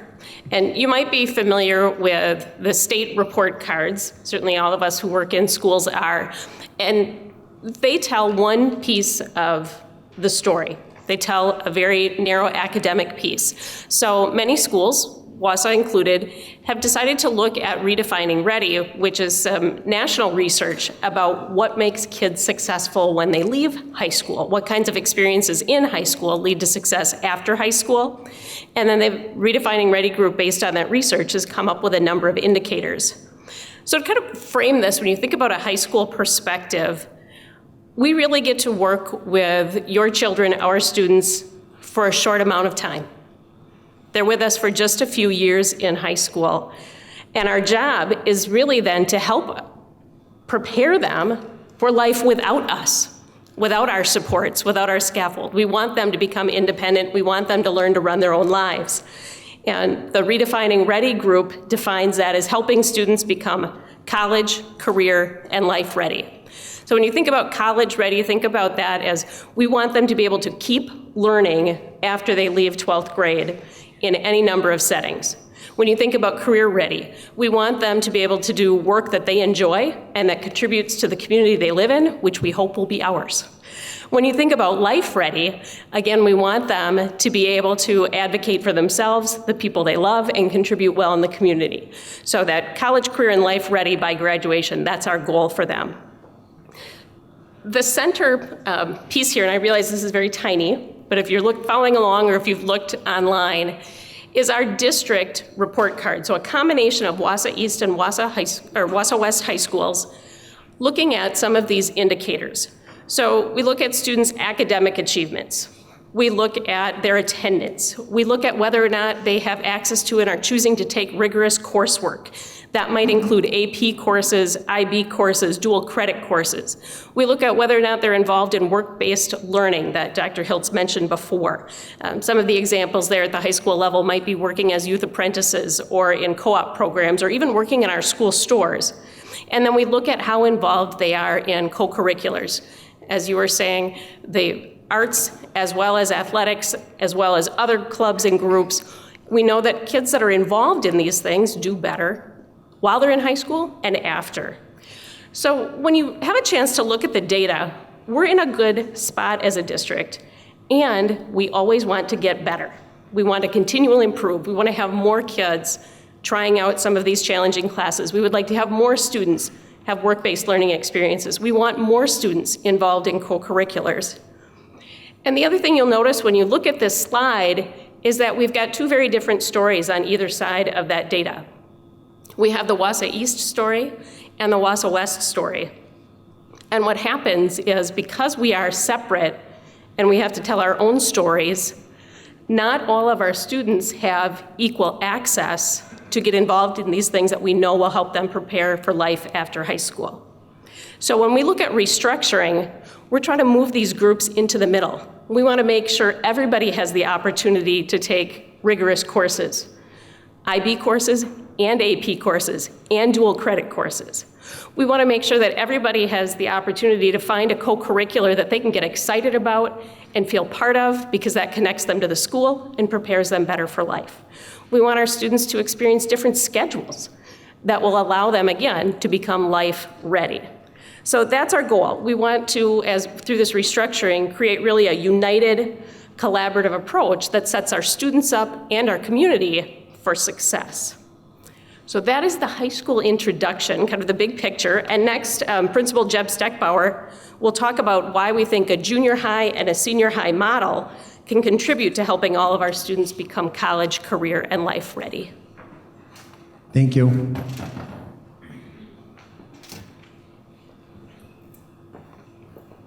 Good evening. I'm Jeb Steckbauer. Pleasure to be here tonight.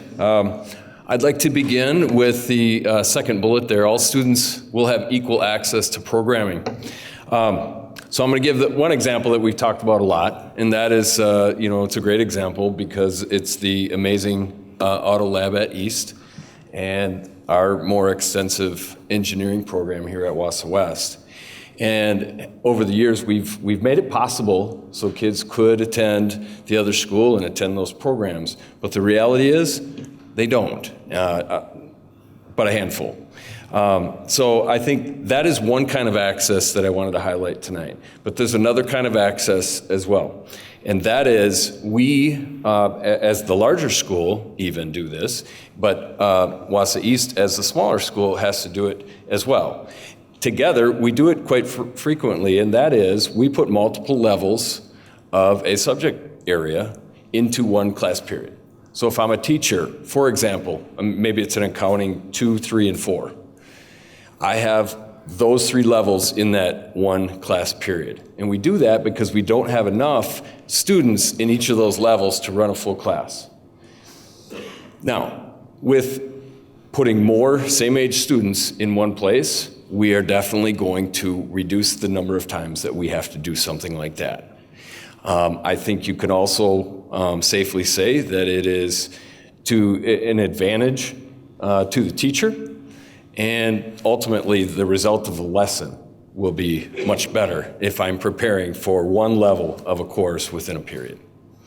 So that it's not just having equal access, but we're also hoping to have the access we do have will be better as well. I also believe that by eliminating the need to duplicate everything and having access to more same grade students on one site, we'll be able to expand our 512 academic and co-curricular programming. Deb Foster is going to talk a little bit more in specifics about some of the possibilities there. You're hearing me say more same-age students in one place a lot. Over the years with staffing, it's a huge thing, and I'll give you some more examples as we move along. But not only with staffing of our academic areas, as we talk the next one, more access to WIA sports. Currently, we do have similar offerings between East and West, and there are, overall, a pretty similar opportunity for kids on either side of the river. However, we do have a couple. Swimming, boys swimming is one that West does not have. But we've also had numerous times over the years, especially recently and probably most recently and most publicized with the football program. But there have been several programs over the years that have been either not running, the typical varsity JV1, JV2, JV3 program, but sometimes we're worried we're not going to have a program at all, or we're worried we're not going to have a varsity season. And that's happened on both sides. And so again, what can help that? More same-age students at one site. A couple examples we talked about in terms of, do we offer additional WIA sports? If the interest is there, there are a couple that we have already kind of had some conversations about, men's volleyball and potentially gymnastics and bringing that back. Again, those are conversations and kind of information we'd have to gain from our students. Talking about intramural sports, Dr. Hiltz mentioned the opportunities that we might be gaining in that area for our kids. I believe we have more and more kids who enjoy playing sports, that maybe don't have the skills, or maybe they're just not committed, maybe for whatever reason. Maybe they just don't want to be committed. Maybe they have jobs and family concerns and those kinds of things. We used to have some really robust programming for intramurals at Wausau West, and we haven't, in the last few years, we haven't been able to get enough kids together in any one program to really run them. So our hopes is that we can build that back up, and again, with more same-age students at one site. Some of the things we talked about, we used to have a great basketball intramural program and volleyball. We know a lot of our kids play flag football. We'd really like to build something like that up. And I think it'd be really fun and for our students and give them a great high school experience. We've talked about teacher workload. In terms of the number of courses teachers have to prepare for each day, more same-age students equals more sections, which demands more teachers to divide up those sections.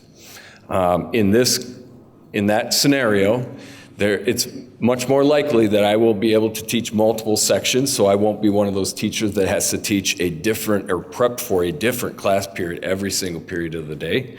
As you can imagine, to do that on a daily basis would be difficult to really provide a great lesson. With more sections, it oftentimes allows for multiple teachers to teach the same subject area.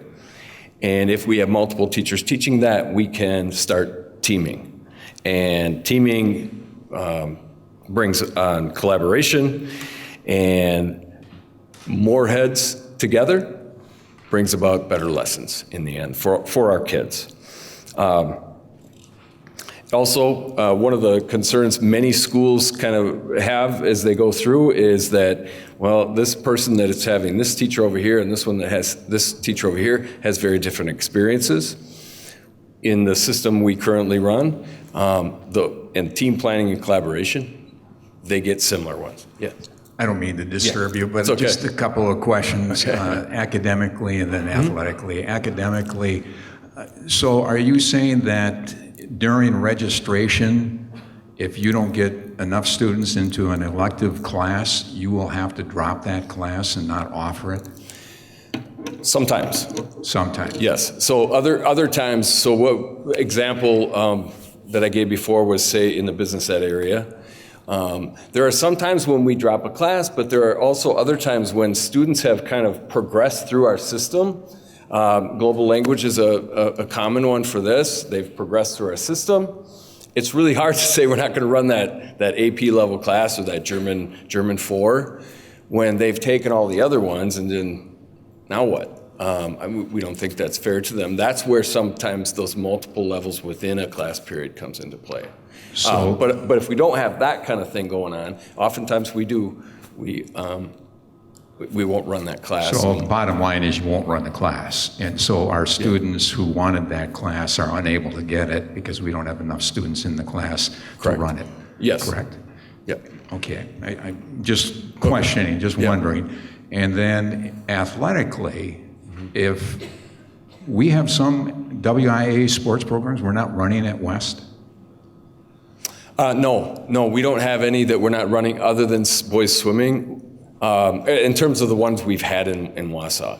What I was referring to, though, is we have had some where we're not running the typical normal kind of gamut of levels, where you have varsity, JV1, JV2, JV3. Sure, but of the 33, I'm guessing here, 33, 34 sports programs offered by the WIAA, we do have a situation in which we have a hard time running programs. Yes, we have over the years as well. Okay, yep. And that's just at West, so it could be the same type of thing. I'm talking district-wide when I say that. But I know at West, we have had, in terms of the levels, we have not gotten to a point where we didn't feel like we could run a varsity season yet. No. Thank you. Yep. Okay, let's see where I am. I think that was it. The balanced workload that we talked about in the end. Obviously, that's a challenging situation when we talk about having to prep for multiple class periods every day when other teachers may be prepping for maybe 2 or 3. So. Thank you, Jeff. Yes. Appreciate that. Thank you. As you can see, our secondary team has thought about this deeply, and they're anxious to share with you. So next we'll have Ms. Deb Foster, who is the principal at Wausau East High School. Thank you. Thank you. Good evening, everyone. Can we move to the next slide? Thank you. Appreciate that. This is the part that I get very excited about when I think about the possibilities of restructuring. So as Jeb mentioned, if we are not duplicating services and we have additional resources, what are the possibilities as we really reimagine what education in the Wausau School District is and could be? And so I'd really like to focus in on academic and co-curricular offerings. So beginning with our academic offerings, right now, really some of our best and brightest students are engaging in either our IB program or our AP program. And we have the opportunity to offer both. Additionally, we have not maxed out on either of those programs. And so as I look at all of the other offerings that we could provide for our students, and if we are able to move forward with this plan to engage our teachers and our students in determining what are the areas of study that they would like to learn about and that they would like to teach about. And so we have our IB coordinator at Wausau East has been reaching out to a number of different school districts in the state that offer both programs. Dr. Hiltz has also had a conversation. These programs coexist within high schools throughout the state, and we would look to offer both of those programs and pathways for our students. Additionally, when we think about our career pathways, and John Winter will speak a little bit about this as I think in just a moment. But as the career and technical education person for our district, he has really put together and worked with our staff to come up with a very robust career pathway in areas, hang on one second, like transportation, our skilled trades, communications, but we haven't completely exhausted all of those pathways either as we think about adding things like culinary and healthcare pathways. That would allow us to increase our work-based learning opportunities through connections with our partnerships in the community. So as we think about having students in internships or in co-op experiences with other careers, they can learn the basics with us in school. They can go out into the workplace and work with professionals in those fields and apply the learning that they are gathering within our school. Additionally, and Mr. Steckbauer mentioned this as well, our dual credit opportunities. So if we have teachers, because we have that critical mass of students who are able to really focus in on teaching 2, maybe 3 classes, they are going to be able to become even more expert in what they are offering. They will be able to connect with NTC and with UWSP, the Wausau campus here, to pursue becoming certified to teach dual credit classes within our high school. So we really look at that senior high as being able to take the learning that we've inspired in that junior high, that we've continued in the senior high, and putting it to work so that we are ensuring that kids are college career life ready. Our co-curriculars are really an extension of our classroom. This, again, is where kids take the learning that they've done within our classes and they're able to apply it to the things that they love. So how can we enhance these opportunities? Right now, we have some opportunities that exist on one side of the river and not the other. So we've got robotics on one side and a marching band on the other side of the river. We can bring that together so that all students would have access to robotics, to marching band, and then what are some of the things that we could consider that we haven't even thought of yet? So how do we add more kids to FBLA, Future Business Leaders of America? How about HOSA, Health Occupation Student Organizations? We can improve our existing programs as well, Science Olympiad, DECA, Skills USA, by combining those teachers together on both sides of the river and including more and more students together in those programs. Again, this is the stuff that when we really think about the opportunities that exist, that we get really excited about for kids. And so we have to bring together our teachers and our students to explore what exactly do they want to do. If we are able to have the opportunity, what do they want to do to really move education forward? Thank you. Thank you, Mrs. Foster. Welcome, Mr. Winter.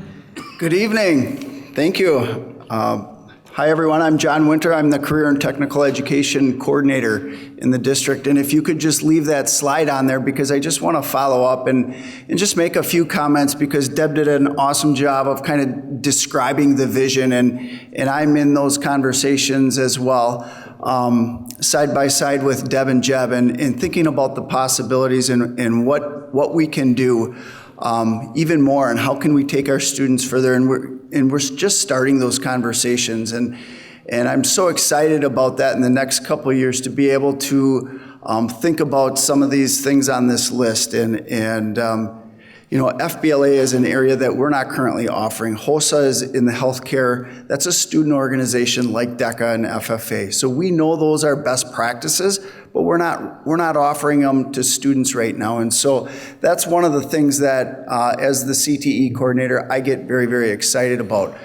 Dual credit, that's something we've talked about for a long time, and we have awesome partnerships with NTC, and they are always looking to expand that dual credit to help save tuition dollars for students and families post-secondary. So really exciting to talk about this slide, and I could stand up here and keep going, but we got to go to the next slide. So one of the things that I'm excited about is this idea of unifying our community, our students, and our families. We've seen it work. We've seen it work in our community. Maybe not within the Wausau School District, but we see it in things like the American Legion baseball program that happens during the summer, our lacrosse program. FFA is a great example of a career and technical student organization that works well together in our district, east-west, oftentimes share transportation, compete, go on field trips.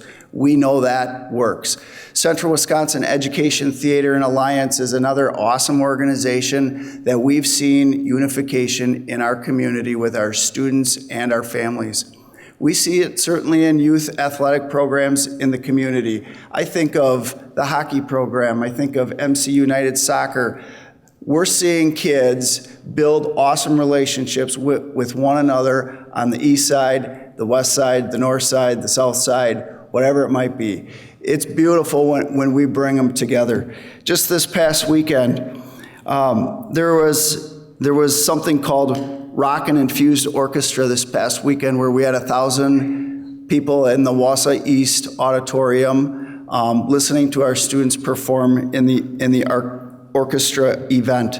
Another awesome thing. One thing that's coming up in April, the Central Wisconsin Career and Hiring Fest that we partner with the United Way, we partner with East West, DC Everest, the Boys and Girls Club, and we bring in over 115 businesses to share about the amazing opportunities that our students have right here in Central Wisconsin. These are examples of community unifying for our students, families, and our business community. We want to keep going with that. We're excited about it.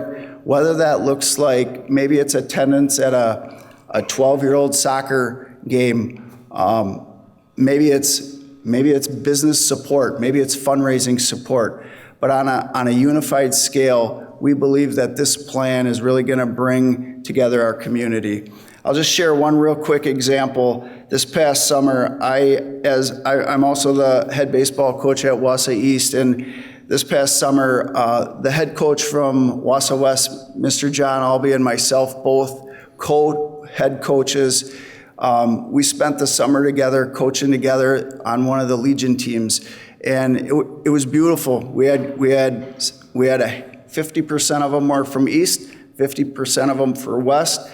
We had a great season. We had great team chemistry, and we ended the season in the championship game at the state tournament. And so we've seen it work. We're excited about it, and we can't wait to keep that momentum going. So with that, I guess I'll hand it over to Dr. Hiltz. I believe you have some more visionary things that we can get excited about here. Absolutely. Thank you, John. A quick story about AP and IB. I had a conversation with some folks from Howard Suamico. They're one of the few school districts in the state that offer both AP and IB, and we wanted to learn from them. And they said they mesh well together. There are students that will choose AP for some courses, IB for others, based a lot on what courses or what credits the college that they're interested in will offer. So we would be thrilled to be able to offer a very rare opportunity in the state of Wisconsin.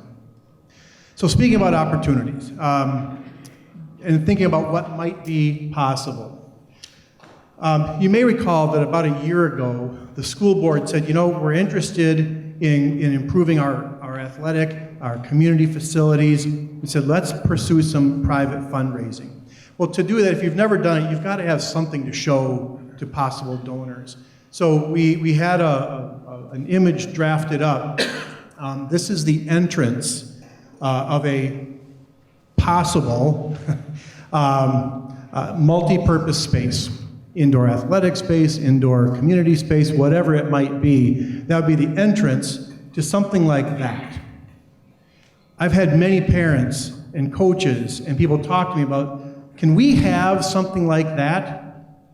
I don't know. But when we think about what might be possible, when we talk to possible donors, they're saying, we can't do this twice, but maybe we could do it once, right? So these are just the kinds of things, you talk about academic opportunities, co-curricular opportunities. There's also some facility and some concentrated fundraising opportunities that people might get excited about. So we thought we wanted to share that with you tonight as well. Back up. All right. So we're still on our road trip. The kids are getting antsy, need some snacks, need a pit stop, right? But we want to keep moving forward here. So one of the important questions, when we thought about a senior high location and a junior high location, we said, which school? Which one would best serve the needs of students? We've been talking about this quite a lot, mainly from a student perspective first, and then we talked about facilities. But we are, the one thing that we've discussed is the use of this flex mod schedule. Now, if you're familiar with Wausau West, they use this flex mod schedule. Other people know more about it than I do. They're going to talk in a second. I want to say you can educate a student in any schedule academically. What we're excited about, what we want to preserve with the flex mod is the skill development that's required of students and the flexibility that it offers educators. So I've asked Dr. Rauscher to speak a little bit more to that because it's an important and somewhat controversial topic. So yeah, Dr. Rauscher, thank you. Hello again, everybody. So thinking about our senior high, we're thinking about grades 10 through 12. So these are our oldest, most experienced learners. And again, the desired outcome for them is that they leave us ready for college, ready for career, and ready for life. We expect all three of those things to be possibilities when they leave. And we're really excited about the possibility of keeping Flex Mod at our 10-12 building because we think that really creates the best opportunities for students to become college, career, and especially life ready. When you think about, we call it Flex Mod, but flex is short for flexible. And so we think it provides the flexibility and the independence that our 10th through 12th graders are starting to crave and really need to practice in a supported way before they are let loose on the rest of the world. So what are some of the benefits of FlexMod? This is something I've had to learn since coming to the district 3 years ago. And I understand people who haven't lived in it, seen it, worked it, maybe say, wait, can you explain that again? Wait, how does that work? What does that mean? So I'll try to walk you through some of the benefits that we see here in our district. First of all, I think FlexMod can make a large school actually feel smaller. So even though we'll have this concentrated number of high school students, you don't have the traditional feel of the bell ringing and every high school student in the building standing up and flooding out into the hallways or in the commons at the same time. Because the schedule is flexible, the kids move around at different times based on their needs, based on their classes, based on whatever they're choosing to be involved in at the moment, and so it can make things feel smaller. Another way it can make a large school feel smaller is that you're not always in regular-sized classes. There may be times when you're in a larger group, in a large group room, in maybe a more of a lecture or presentation style, but there are also times when you work in labs or in other workshops or where you're working in small group discussions, so you get that smaller connection and that smaller school feel, even though it's a large setting. Probably one of the biggest things I think about FlexMod is students have to own their learning. And I know when our West staff was presenting to incoming high school students just a week or so ago, one of the things that there was a lot of buzz around is middle school students saying, wait a minute, I get to be a little bit more independent? I get to make more choices? I get to have more control in my life? Yes. Yes, you do. So what does that mean? Well, it means you communicate with your teachers and you learn to negotiate so that you can prioritize whatever you need at the moment. It means you actually have access to your teachers other than just the time when you're in class with them. As your schedule flexes, so do teachers, so you can make appointments to meet with teachers or connect with other students and keep working. Because you get to make choices and you have to figure out when you need to be where versus a bell telling you all the time, it really helps you learn things like time management and responsibility. And one of the sayings that you'll hear about FlexMod is that time serves students instead of students serving time. And I just think that's really effective. We've talked a lot about increasing opportunities for students, and I know one of the things that's very frustrating for students is, as you were pointing out before, if a class doesn't run, that's a disappointment. Equally disappointing is when there are two great classes you want to take and they are offered at the exact same time. In a more traditional schedule, typically as a student, you're told, well, you're going to have to pick.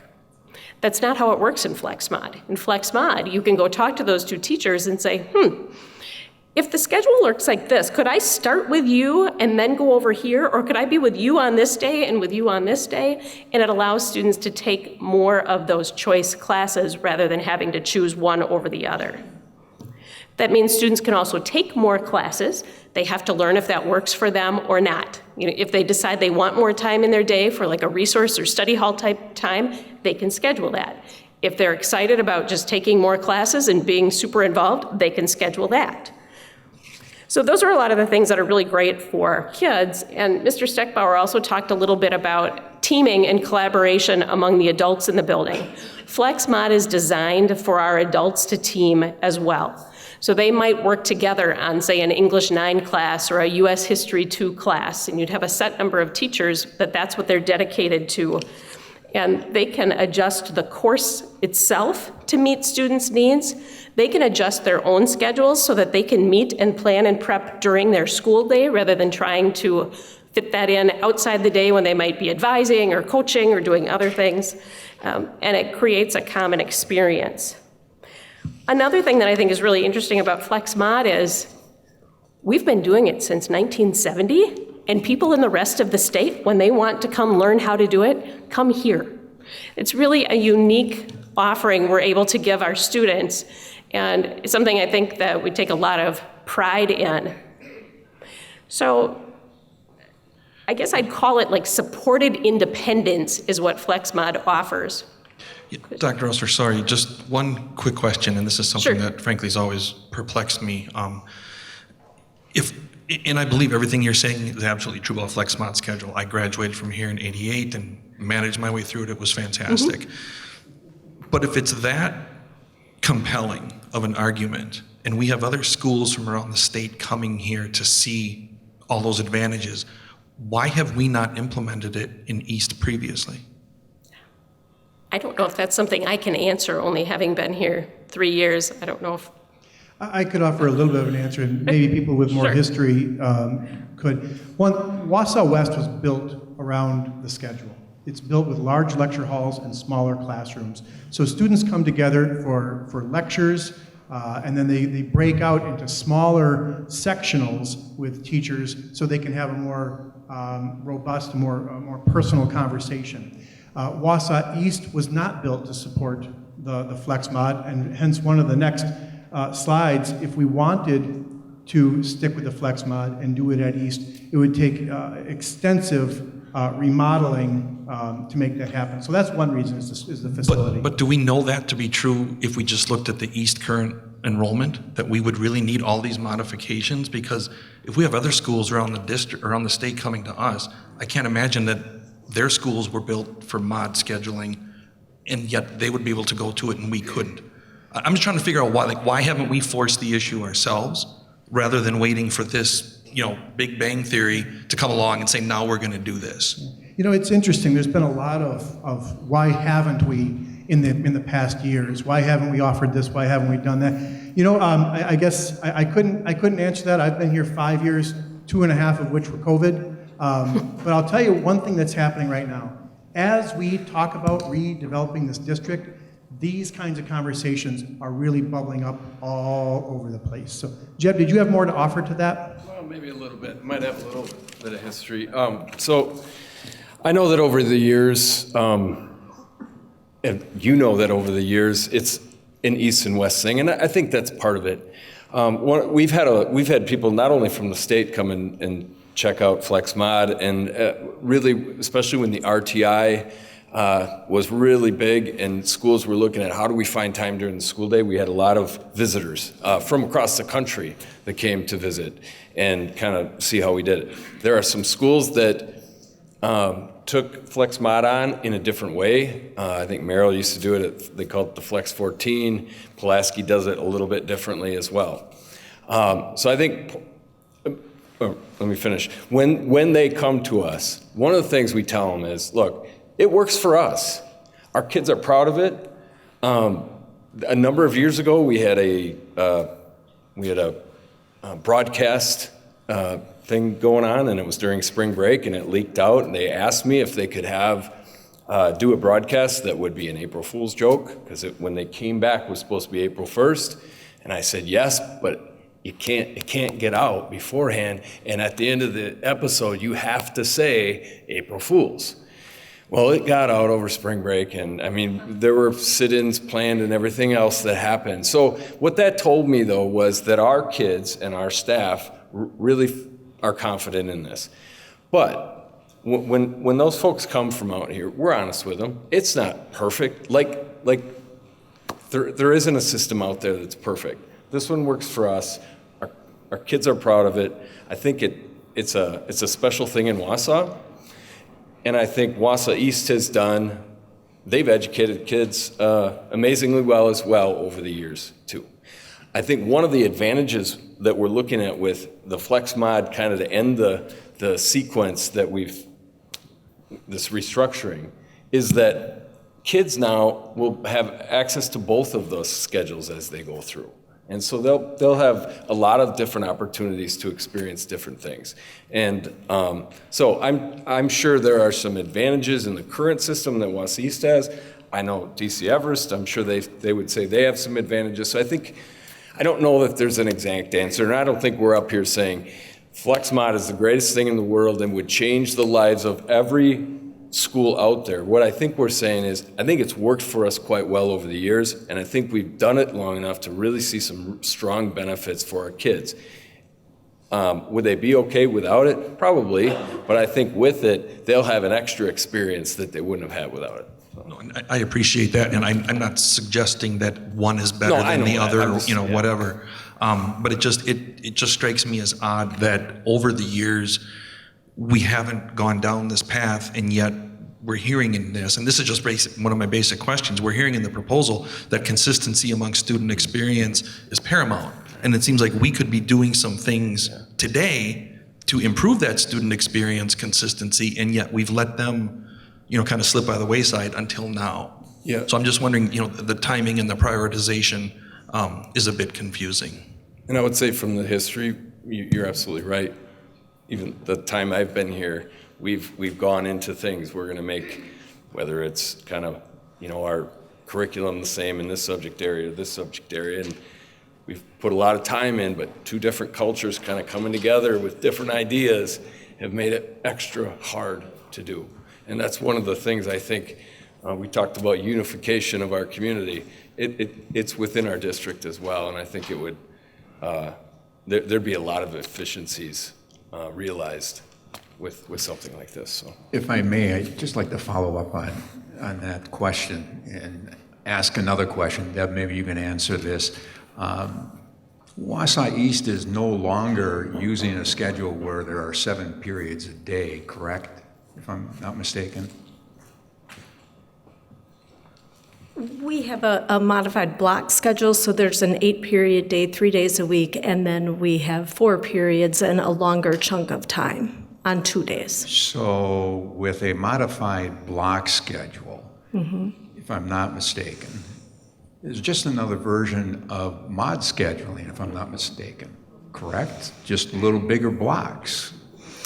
I'm saying that only because I've heard this so many times. People are asking, well, it's so different over there versus this one. Whereas East has changed throughout the last 30 years when I was teaching over there. We didn't have block scheduling or modified block. Now they have you have modified block, correct?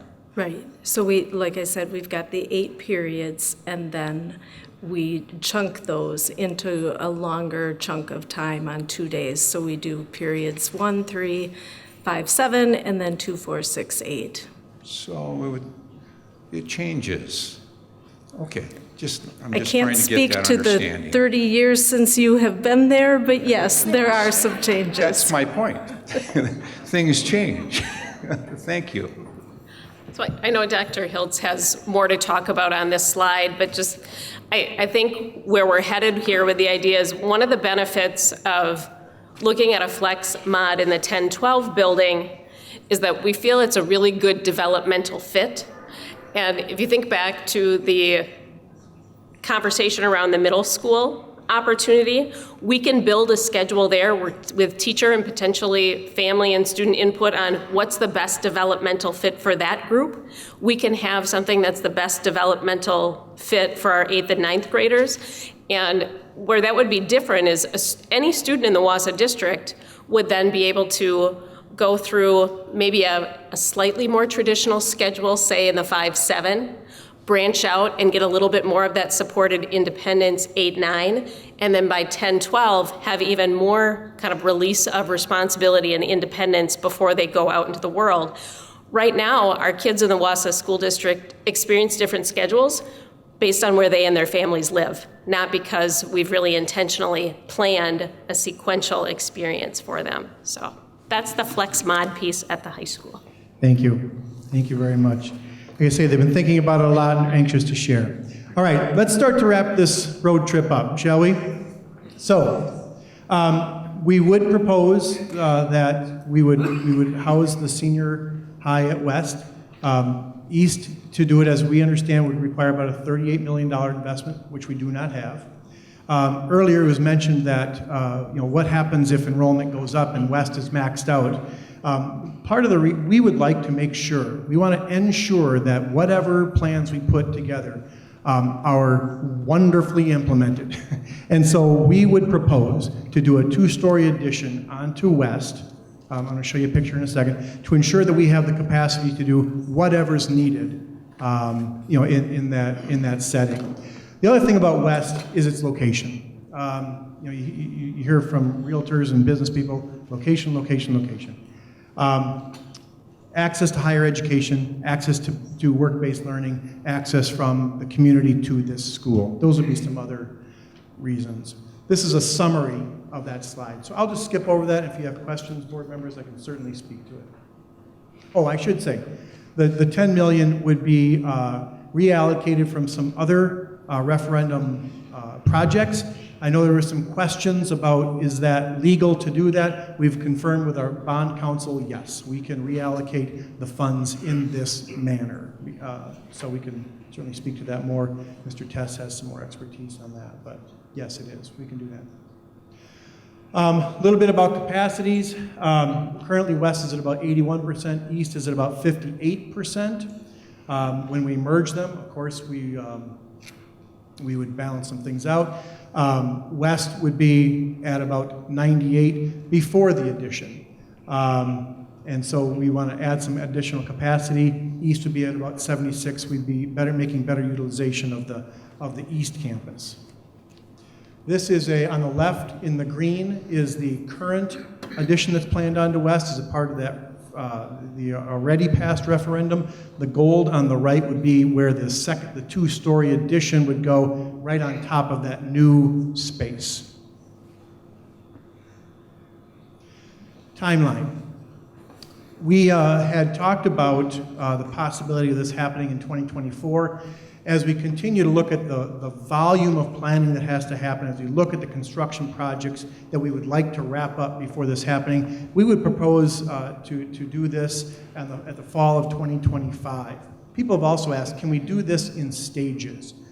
Not really, because we need, in order to make room in our elementaries for the merger, 5th grade needs to go out.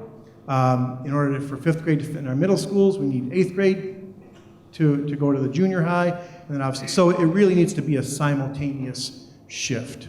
Let's talk a little bit about some of the planning that has to happen. Oh, I forgot about the road trip sign, sorry.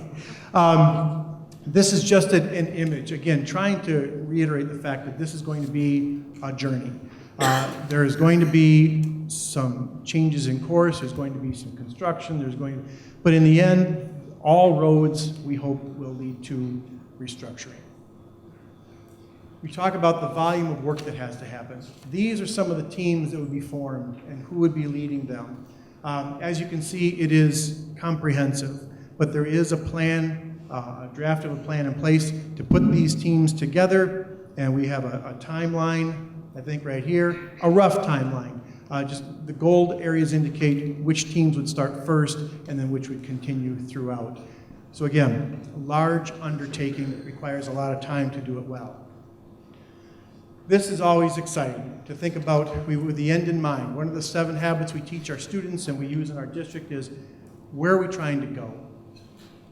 If this is what we want to do, if we want every high school student to have equal access to programming and improve that program, if we want to be more attractive to our families and reverse that open enrollment trend, if we want to be part of that child care solution, expand sports, both varsity or WIA and intramural, if we want to offer the resource teachers to our students and to our staff, if we want to stop district placing students, if we possibly want to bring back that elementary athletics program, if we want to improve parent satisfaction and student satisfaction, if that's where we want to go, this is the best way forward for us.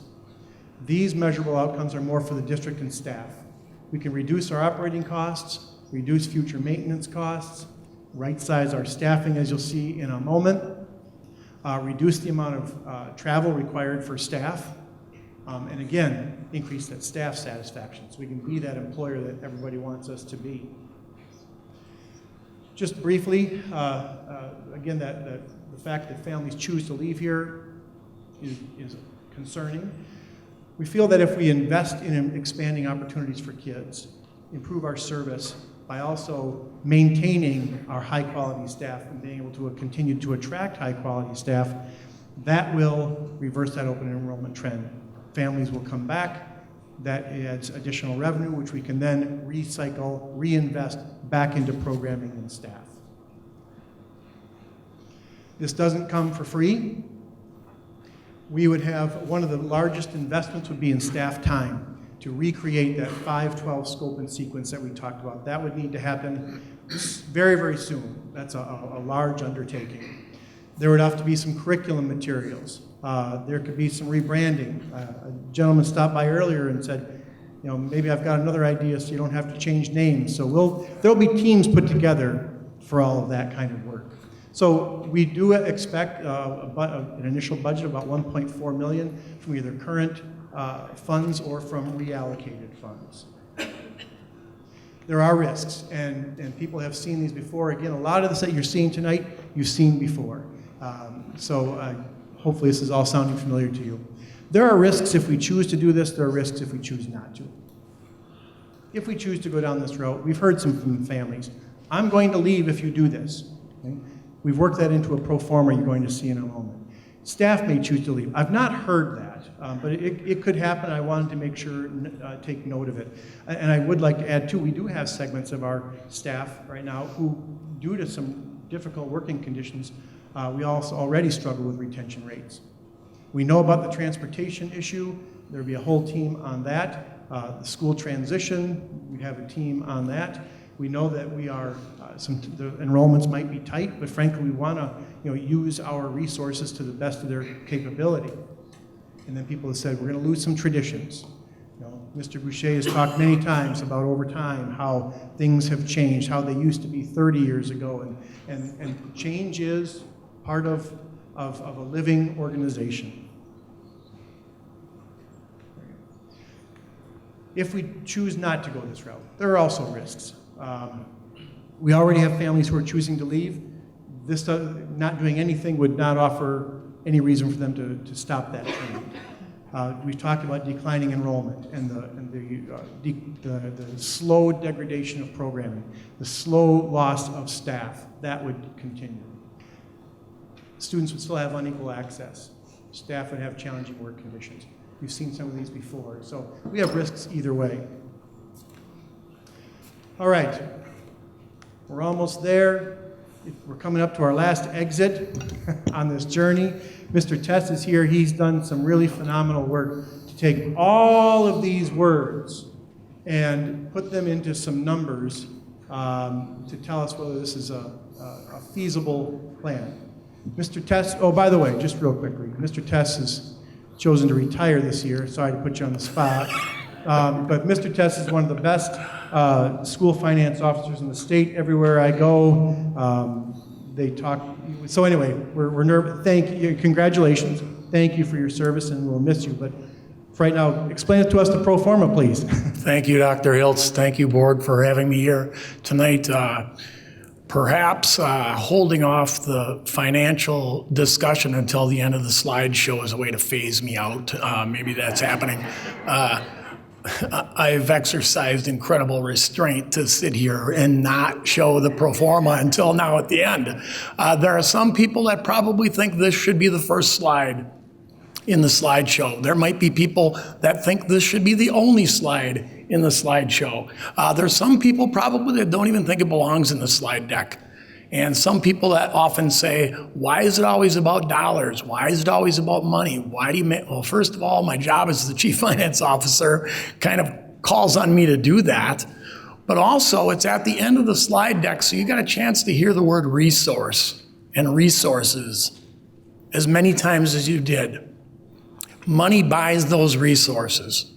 And I'm not saying exactly how we're going to repurpose some of the available money that we would have in the name of resources over the next 5 or 10 years or even beyond, but it's obvious that money does buy resources that we need. So what you see on the screen right here is it's titled Restructuring Project Financials. Some people in the private sector might call it a pro forma statement. And what it attempts to do is to isolate the financial cost and benefit of this one decision. And the numbers are pretty small, but you can look at it at home. You can zoom in on it. You can maybe put a little bit more thought into this. I'm going to skip over this one that talks about selling 2 schools, but it's there for your reference, and talk a little bit more about one that sells 1 school. And this is almost just a proof of concept. Some people might think, will closing these schools make more money available? Is it believable that closing schools is efficient enough to make money available and resources available? So I'm not going to go through every number up here, okay? So no problem there, but I'm going to talk about the layout. On top, you see 10 years worth of data starting with 24-25. And the way it's organized, up top we see non-recurring benefits. Benefits to the district that don't last very long, last 1 year or maybe 2 years. The next section is recurring benefits. Benefits or cost savings that continue to happen year after year after year. And then on the bottom are costs associated with this restructure plan. Some of those costs continue for the entire 10 years. Many of those costs are short-lived. Let's look at the first column, 24-25. A lot of blanks, not a lot of captured savings, not a lot of efficiencies happening in 24-25, but there are some costs of the plan. Dr. Hiltz just showed those costs a couple slides ago. These costs are actually projected with a couple of years of inflation built in, so they're a little bit different. Some of them might happen in 23-24, some of them might happen in 24-25. I put them all in one column so they're easier to see all of the startup costs. So the startup costs, before we start to recognize any efficiencies, $1.4 million of startup costs. I'm not going to go through every year like this, but the first four are each unique enough for me to go year by year. The second year, 25-26, would be the first year of this plan. No non-recurring benefits just yet. We wait for those. Now you see a column of recurring benefits. We do reduce some of our buildings and grounds maintenance. We do reduce utility costs because of losing about 100,000 square foot of our district. We do reduce staffing through efficiencies, but the different colors represents our full staffing efficiency. Right sizing our district doesn't happen until year 5. So we're stepping into those savings and using attrition to help us gradually right size our district for staffing. The darkest green is recognizing 60% of those staffing efficiencies. The next color is 70%, then 80%, 90%, and then the light colored ones are 100% of those staffing efficiencies that we would capture by combining our high schools, making middle schools 5 through 7, eliminating 5 elementary schools. So I hope that line makes sense, the reduced staffing. Student growth will get a lot of attention. This is our best guess. Is it wrong? It's absolutely wrong. It's not right on the head. It's going to be off by a few one way or the other. But our best guess is initially by making this plan, we're going to lose 25 students. Now, since this is a pro forma that's trying to isolate just this incident or this restructuring plan, other things will continue to happen, but because of the plan, we're going to lose 25 students. That's our best guess. We can change that quite easily and see how the numbers change. The very next year, we get them back, and then we're 25 to the positive. 50, 100, 200, until we recapture all of our open enrollment out differential, and we become an open enrollment neutral district. And it wouldn't be a stretch to think beyond that we're an open enrollment positive district. But for purposes of the pro forma, we get back to 239 after about 7 years and we stay there, okay? Obviously, these are not dollars then, those are students. Below that, loss of revenue, but gain of revenue, gain of revenue, gain of revenue. Okay, indexed at 5%, so these are future numbers eventually that do reflect 5% increase in CPI. Recurring benefits, we do see some large dollar amounts for recurring benefits. Let's look at 26, 27, a year after this plan is in place. Would you be able to sell a property that's obsolete and you no longer need? That's one of the assumptions. We're selling one school here, $2.27 million. Indexed for inflation over a few years. Who knows what that's going to be? I think we use $35 per square foot, something like that. Okay? So we would recapture some one-time revenue during this year. The very next year, could we sell some other assets that are no longer needed in our 5 elementary schools that we're closing? Or maybe by consolidating. A pretty small number. It started out at $100,000, but indexed for inflation over a few years, $127,000. Unneeded educational adequacy. That's the dollar amount that we would not need to put into some of the schools that we planned for. About last winter, we talked about educational adequacy for all of our elementary schools. What would it cost to bring all of these elementary schools to a certain level of educational adequacy? That $12 million indexed for inflation, of course, is only taking grant out of that picture. Okay, removing grant and saying the capital improvements that we need at grant are no longer needed. So it'd be a smaller referendum if you want to think of it that way, or just not accessing money in any way, $12 million in savings. It's real though.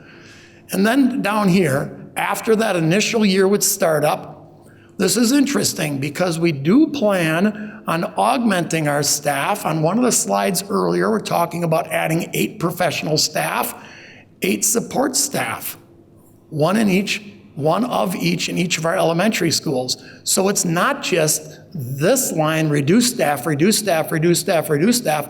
It's offset by staff augmentation of those 16 people.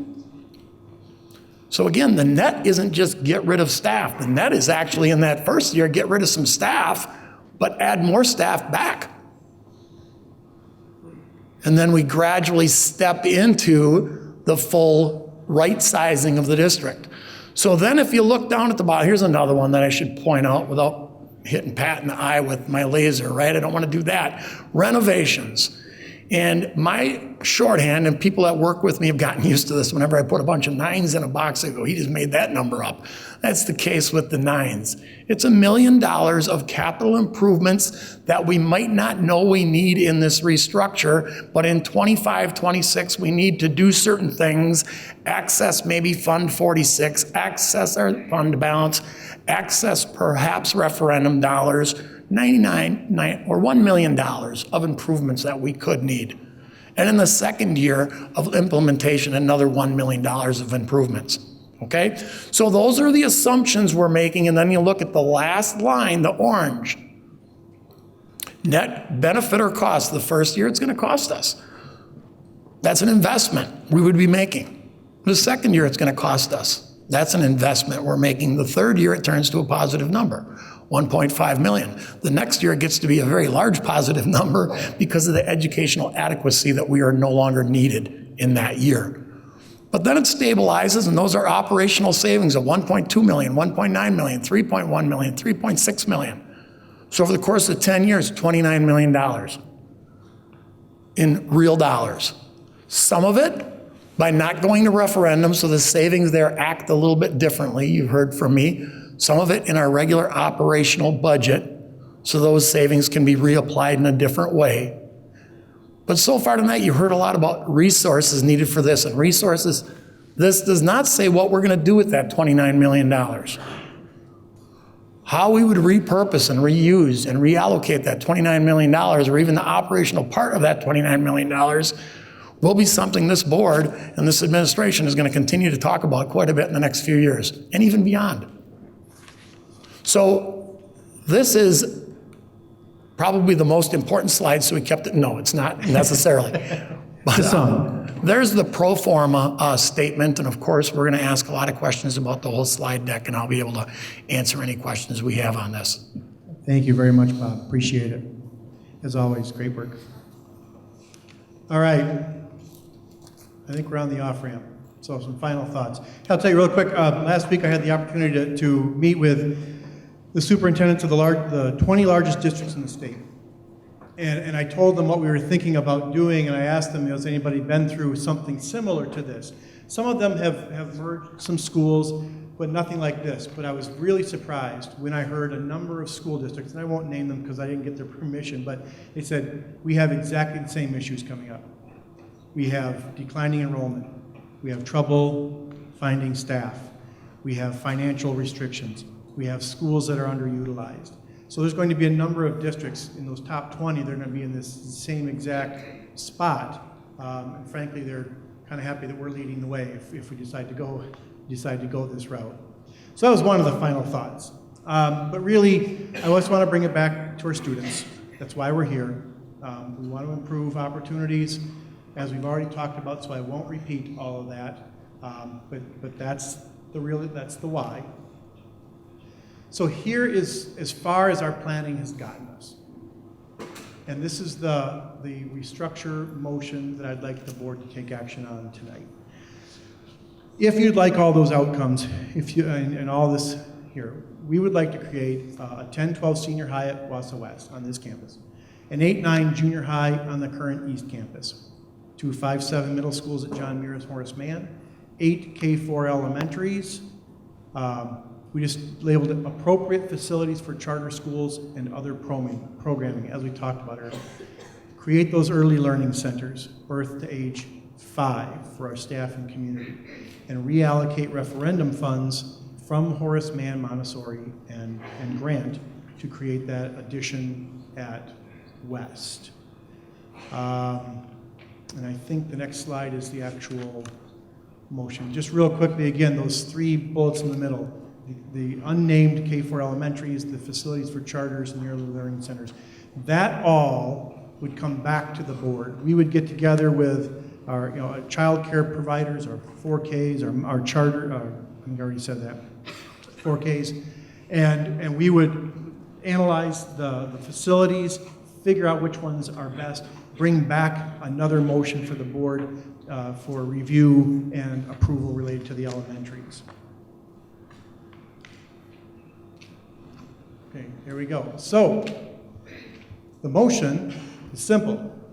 All that conversation boils down to, I would ask you to take action to approve the Wausau School District restructuring plan, right there, for implementation in fall of 2025. So there you go. We're on the off-ramp. We're on our way off. Mr. President. Well, at this point, instead of putting the motion out on the table and discuss as a motion, I'd like to have an open dialogue, monologue, polylogue with our board. And so I'd like to have our board members ask questions and discuss at this point in time. And I can start at one end and start like that so that we can go around the table, and that way we have some order within it. So I'm going to start to my right side, if I would. Okay. John, you got me on? I guess enough. Okay. So I want to thank all the families that have submitted comments to us, made phone calls, the emails, and all of you that have come this evening to hear all this firsthand. I began reviewing these materials last Sunday evening when they were sent to us. I've probably had about 14 hours invested, including today, in going over things and thinking about what's being presented to us as a group. Really want the families to understand that I think all of us, but definitely me, it weighs heavy on me daily. This actually takes up a bunch of my day when I should be working. Just because of the effects it can have on the community as a whole, as a district as a whole. So, from my perspective, I don't think this proposal cites enough actual data to support a bunch of the claims. I think there's just too many open-ended holes that creates really a positive future outcome in this 8 to 10 year kind of time frame out. I really would like, and I know the point of Dr. Hiltz asking us to approve this is so he can get more detail in how each step in the process would take place, but I have doubts, and I really would like to see a better sequencing of the events that have been laid out, and need a little bit better funding answers, because I know Bob can only work, Mr. Test can only work upon the information he has in front of him, and he doesn't know, some of the future things. I really would like to, I think this proposal should have some level of the transportation plan outlined and how that might work. I think this proposal should have a staffing plan to tell us how many and which teachers need to be in what building ahead of time, that we could at least attempt to work out any issues with those staff people if they really didn't like where they might end up, and hopefully make any adjustments to keep the staff. I would ask a question of how the 10-year funding projection that shows the savings and expenditures might change after the governor's budget is released, and then what the legislature's response might be. And again, Mr. Test really can't give us a better projection until we have those numbers. But then we really would have an idea of if there would happen to be shortfalls, what would occur, when they would be projected to occur, and then we'd be able as a board to lay out a schedule of referendum questions related to exceeding the revenue limits if necessary for both the operations and the future building modification side. It keeps all our taxpayers and families in the loop of what would be happening as we move forward on the funding side. I am not in favor of moving the current referendum money around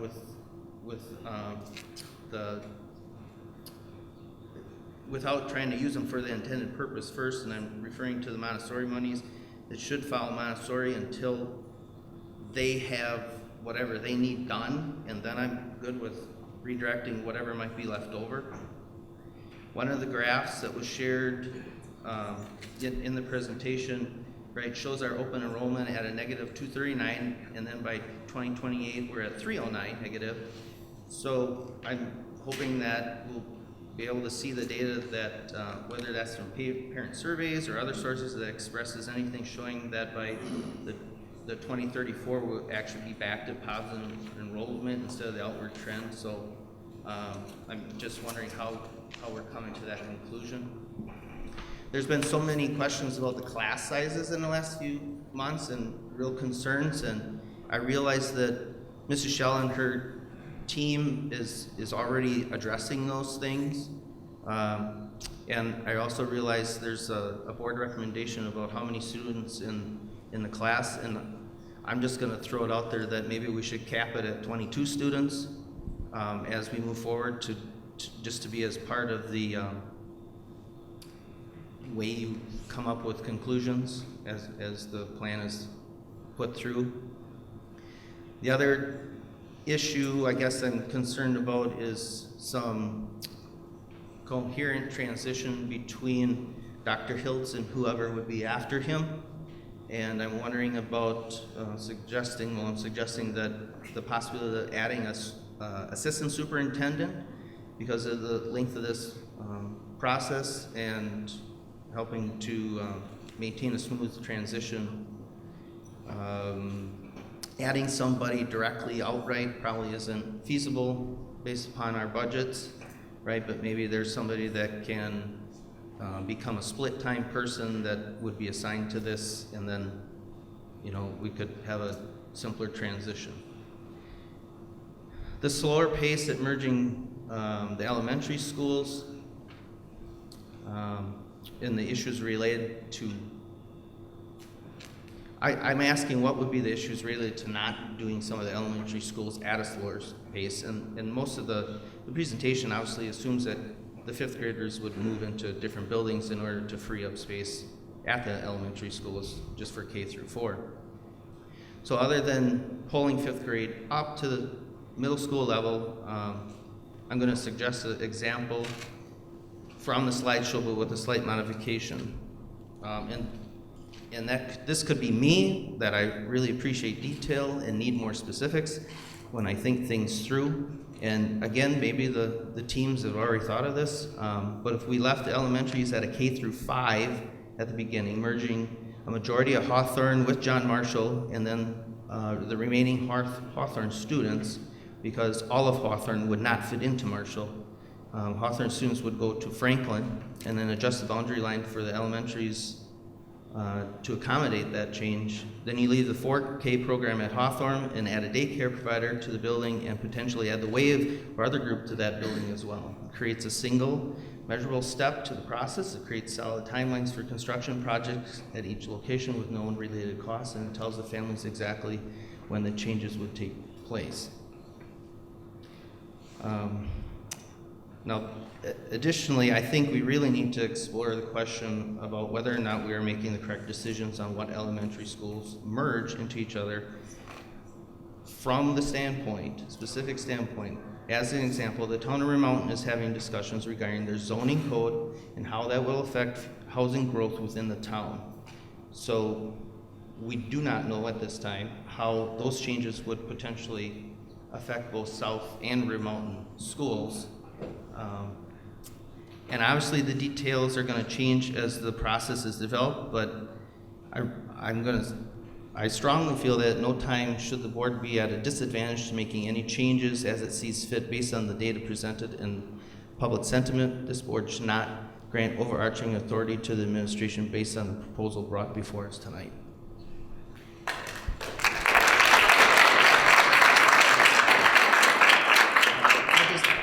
The only couple questions Lee is saying, if I want to ask the questions, it comes down to the data, I guess, about recapturing the students.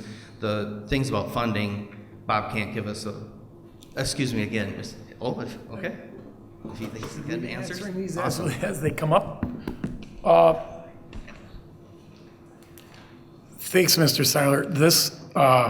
You pointed out the good and the bad both of the pro forma statement, right? The pro forma statement's intent is to isolate this decision. So there could be some wildly crazy things happening with enrollment outside of this decision. There could be some wildly crazy things happening with state funding and the state budget that we get outside of this decision. So the pro forma isolates this decision. So if we get a bad state budget, this lives on the margin. If we get a good state budget, this lives on the margin. Same thing with transportation. Transportation costs are going to go up in a very extreme way when we rebid this contract in 2 years. This only talks about on the margin how much this could change it. We're using a number of $100,000 right now. And I can see somebody saying, well, it went up a lot more than $100,000. What happened? Well, all the other underlying factors, labor crisis in particular, and busing companies, when they're putting out bids, they're putting out higher numbers. All of that stuff is going to happen. The pro forma just talks about what happens on the margin or the marginal difference because of this decision. Also, the open enrollment out versus open enrollment in numbers that you reference, that's purely a mathematical projection based on past data. So that's all it is. It's at 239 right now. I think it's expected to go to 309. If you look at the graph, our open enrollment ins are expected to stay pretty flat. Our open enrollment outs, if you take 5 or 6 years of data, it takes that one big blip out of there, but it's still expected to widen a little bit. So that's where that data comes from. Can I ask a clarification question on top of that? If you take 2 schools and they are no longer used and they are sold, you no longer have to put money into those schools. You don't have to maintain those schools. So that is a tax savings. It's a savings to the community. And we heard the data about how we're spread thin, and you talked about resources. So that is a real savings for the community. And to bring those resources together, pool them through that consolidation is the strategic focus that's being discussed here tonight. So, yes, there is real savings. And they're in the pro forma, those. That can be used to then be potentially reapplied to programs, other things, whatever obviously would be discussed over the next 3 to 5 years.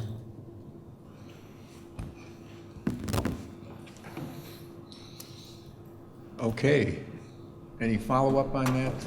No? Okay. Mr. Webster? I also want to thank you all for being here and for your interest, and certainly have gotten a number of emails, and I've read every one of them and had some wonderful conversations Frankly, the one conversation that I had that was the most troubling to me was from a grandparent who, for some reason, was not in the loop with all the surveys and with all the things that we were doing, and was suddenly surprised with seeing a proposal and had the sense that everything was being pushed through. And having spent multiple hours on this from committees last fall, last summer, and the number of open meetings that we've had and things, it's where everyone pretty much said, what we want is a clear proposal that tells us what we were starting to deal with. And when the board made the decision to ask for this presentation tonight, I was frankly relieved, because there are so many pieces that now have been put together, and yet an opening for many of them that we're going to have to be studied. I know there's a lot of angst out there. I've been around this community long enough to remember when West High School was started, to have had a wife who taught at the Old Horace Mann, and then have gone through a number of 3 kids graduated from East, where I spent hours watching gymnastics meets in a program that, by the way, we lost, despite the fact that we spent a number of kids, including my daughter, to state the last year that they had the program, to a son that was one of the first graduates from the IB program, and very thankful for that, because it really helped my pocketbook when he went to college. To having the opportunity to pass out diplomas at the current East High School, and to family members, and frankly, would if I was staying on the board, would want to pass them out at some point when we had a unified high school. Since I've been on the board, and for many years, there's been a lot of talk about what are we going to do about 2 high schools. And frankly, I'm very excited about many parts of this proposal. Like you, I have some concerns about that I'm sure many people do. I hope that the meeting tonight alleviated many of those concerns, and I know that they're going to continue. So as a board member, I'm positive about what we've been presented to. I really appreciate the amount of time that was put into it. And I know that there are many open-ended questions, and I don't know how we can move from this dilemma and get more answers without in some way making a decision to move ahead to get those answers. And I really wish the public comment would have been after we'd had the presentation today, frankly, because I think that there are many of those questions that were answered, and there are still more that we're going to be hearing as we go. I'm tremendously excited about the early childhood ideas, and I appreciate the things that John Winter had to say, because I'm thrilled about the way we are preparing our kids to move forward and be career ready when they leave. And I do think there are many aspects of this program that are very positive. Ms. Reyes, go ahead.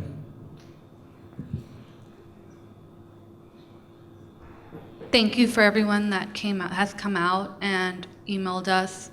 I spoke with the grandma today, and she also felt that she was out of the loop. She felt that there wasn't enough communication from the school district. She worried about our community members that do not have access to computers, that are not tech savvy. She expressed to me that those families were not in the loop of what was going on. I also was fortunate enough to meet with a support staff member in one of our elementary schools, and she expressed some of her concerns to me. Some of her concerns were the staffing. What was the staffing plan going to look like? She expressed to me that there was Dr. Hiltz, you came out in the spring to talk to the staff, and there was a Google Doc that was offered for the staff to put in any comments and concerns. Now, she expressed to me that some staff members and teachers are afraid to express their concerns because they are afraid of being retaliated against by the principals. Now, this is not something that I'm coming up with. This is something that was told to me by a staff member, a current staff member. She also worried about the staffing plan and what would happen with those positions, that there were only one position in that school, for example, secretaries and building aides. What would happen with those positions if they were to be filled up with? Now, she feared that once these positions would be filled up, these staff members would be cornered to take positions they maybe necessarily did not want to be in. She expressed her concern for being put back in special ed. She expressed that she had endured physical and verbal abuse from some of the children in these classes, and she felt that staff was not being supported enough by the principals, that some of the parents were not being held accountable for their children's behaviors. I worry about the fifth graders going into middle school. I worry about their emotional and mental health going into that. Maybe some kids will be ready for that, but what about the kids that are not? I also, my concern lies in allocating money that was supposed to go to our Montessori. I wonder why that money can't follow them to whatever building they're going to. And allocating $2 million from grant to establish 2 early child learning centers. Now, I understand we need those early learning centers. I myself have a 1-year-old and I don't have any daycare for her. I know how hard that is. But we passed a referendum and we asked the public to give us this money, and now we want to use it for something else. I don't think that doesn't sit well with me, because we asked for this money for one thing and now we're going to use it for something else. This staff member also brought to my attention, she expressed to me and said, you know, our schools are being restructured, and she expressed that if our schools are being restructured, why isn't our staff at Longfellow being restructured? Why are the salaries not being looked at and being restructured if our whole district is being restructured?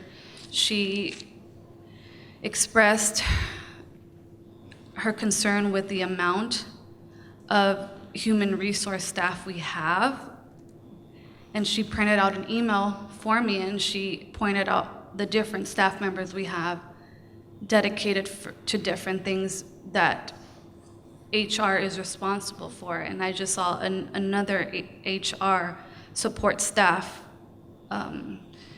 opening go up today. So that was something that she brought up to me, and I said, you know, that's a good question, because if everything else is being restructured, why aren't we looking at positions at Longfellow?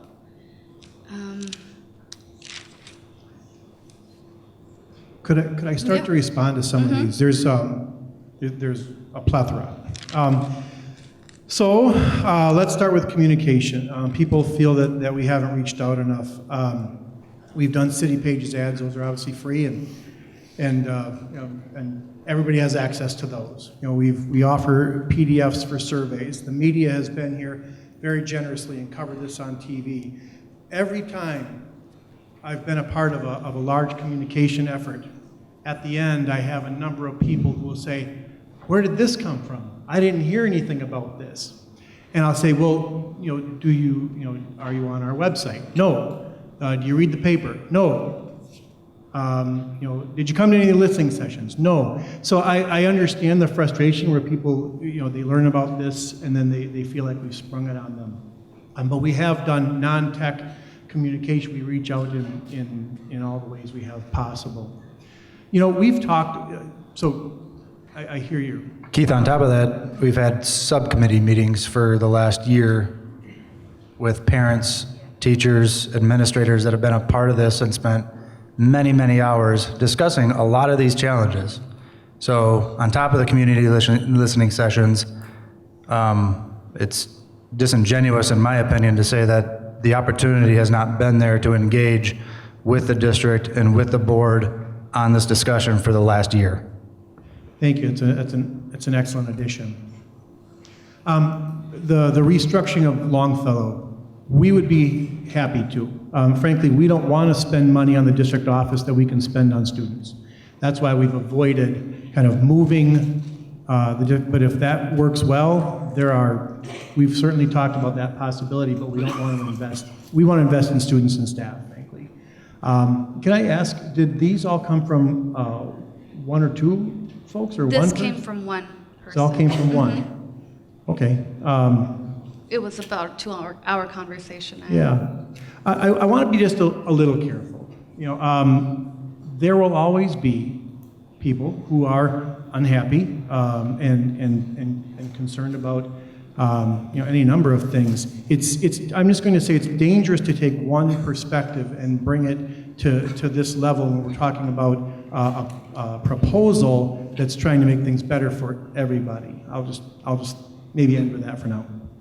Can I make a comment on the Montessori piece, though? Did we not receive a letter from the Montessori charter and board, the leadership, that they're excited about the opportunity of possibly moving into their own space, and the whole point of referendum dollars for them at Horace Mann was to add space for them.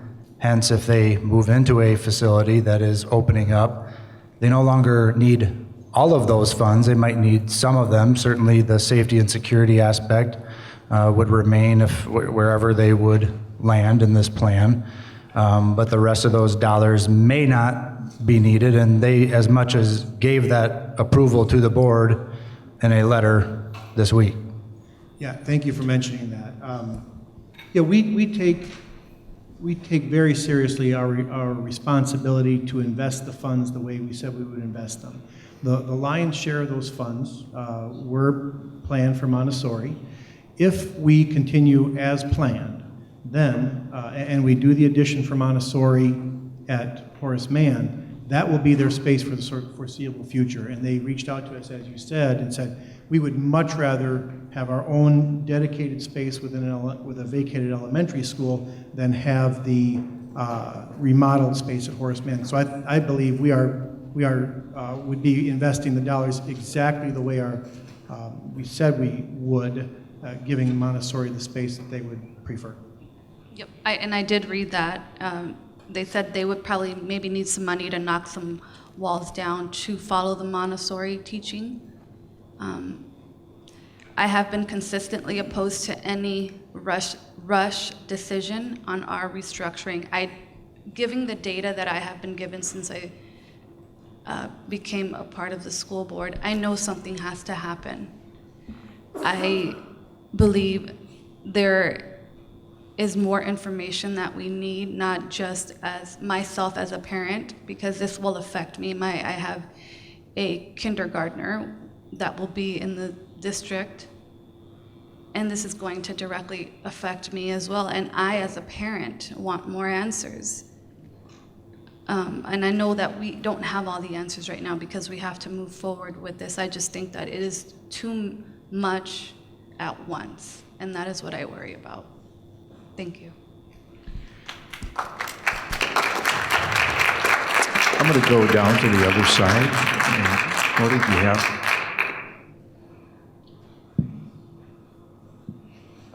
I don't mean to put you on the spot. I'm just, Good. So, I'm hearing a lot of comments, and it always kind of comes back to the same thing, more detail, more detail. I am not one that wants to rush to a decision. Our commentators this evening brought up some great points, and I think they need to be answered. This is, like John has said, is something that we've been working on for a long time. There's been a lot of opportunities for people to engage the district in their thoughts and concerns. I don't know what the right answer is to go forward, but I think we need to continue this process as our community partners have encouraged us. I guess I would ask, if we would vote tonight and vote yes on something like this, what's the finality of it? Are we bound to it? Is this something that will have steps to go through? Will we continue to have community engagement, which I think is important moving forward to answer some of these questions? I mean, we still haven't settled on which elementary schools we're going to combine or which ones we're going to close, where it seems like this proposal shows a fairly logical progression why, in the high schools, we have to stick with west over east, which I don't have a necessary strong opinion on which one we use for the high school, which one we use for the junior high school. My big opinion is I think that we need to continue to move forward and to get these details answered, as we mentioned, as Corey mentioned, that to be able to answer these questions, we need to have a plan. And so I guess my big question would be, what is the finality of us voting yes on this and moving forward? I mean, is there still room to continue to engage community, to continue to change things or tweak things as we need to going forward? Yeah, I'm happy to speak to that. So in the in this motion, we would start to work on these aspects. We would begin to finalize the design for the additions at West. By the time we get to bids on those, obviously, we have to. Now we're committed, right, with the funds. As you say, yeah, absolutely, there would continue to be community input. On all those teams, there are opportunities for staff and families and community partners to be involved. Matter of fact, we would be inviting them to be involved in that. So yes, we would also begin to plan for the early learning centers.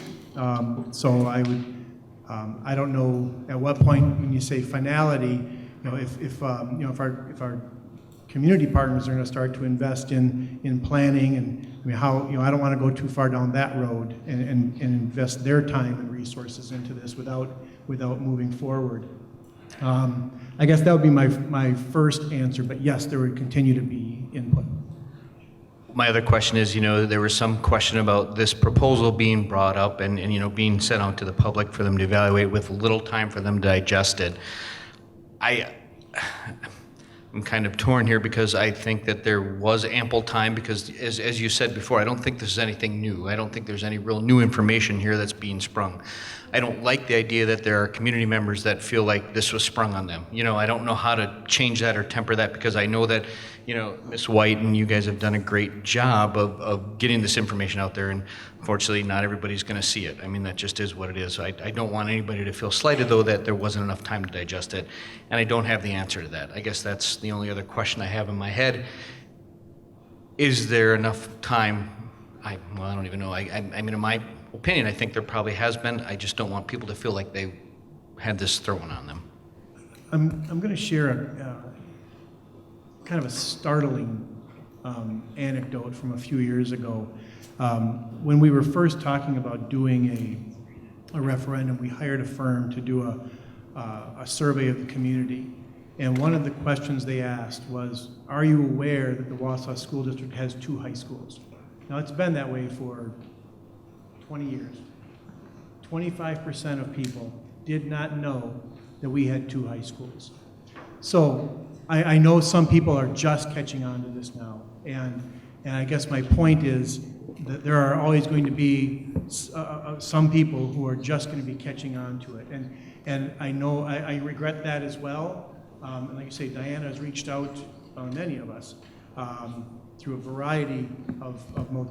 We'll never get everybody, I guess is maybe my point. I guess maybe some of that was rhetorical, because I do want to stress the fact that we did try hard to get our information out there, and I think we have to continue to move forward. I mean, we definitely do. And hearing, both sides of the argument, I just feel that moving forward is going to be the best for the Wausau School District. Mr. Krischer?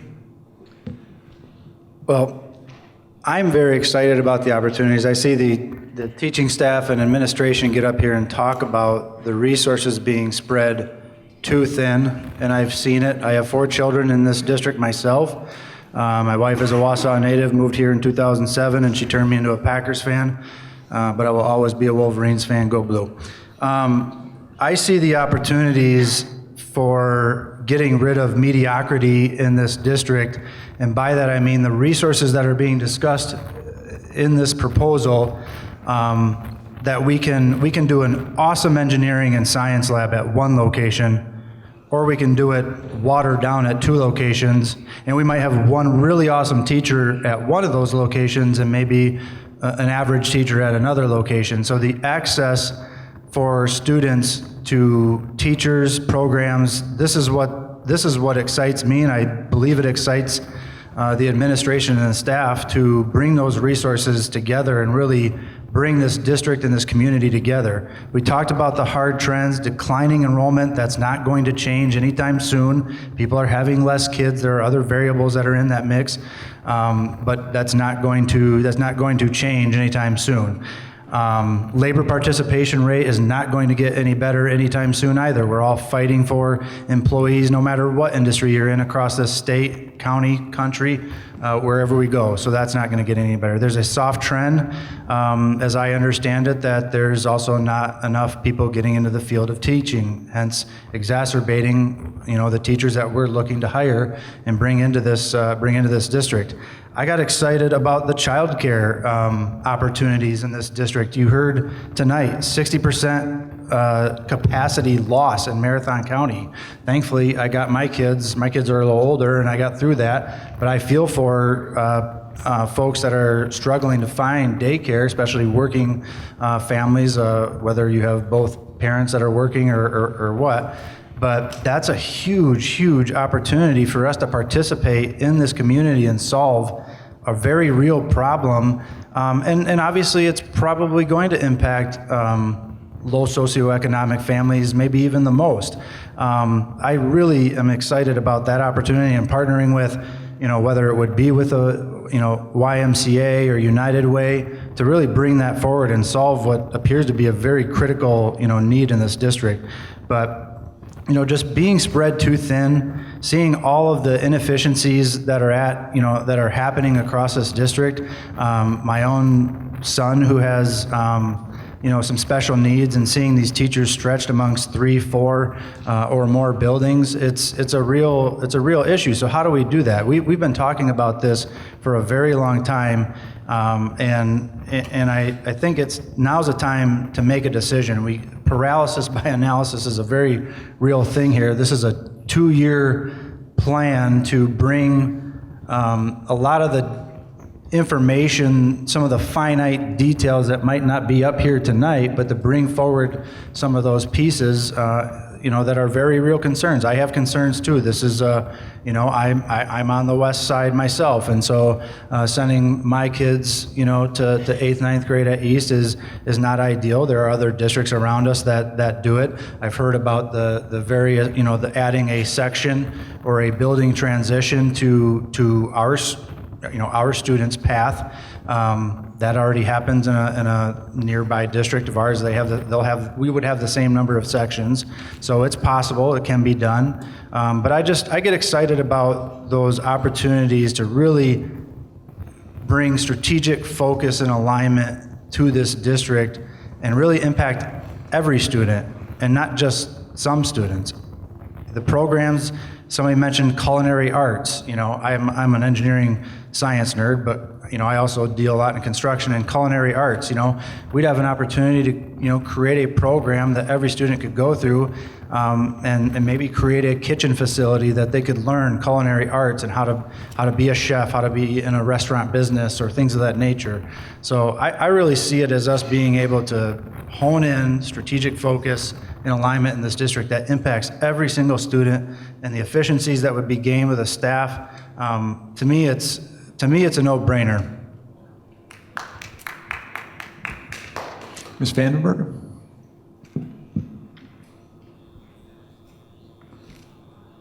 Okay, you know, first, I also kind of echo what everybody else is saying about thanking those of you who have come, those of you who have called, those of you who have emailed and reached out. I have read and considered every single one of those thoughts and asked many of the same questions, and all of yours if I hadn't asked them already.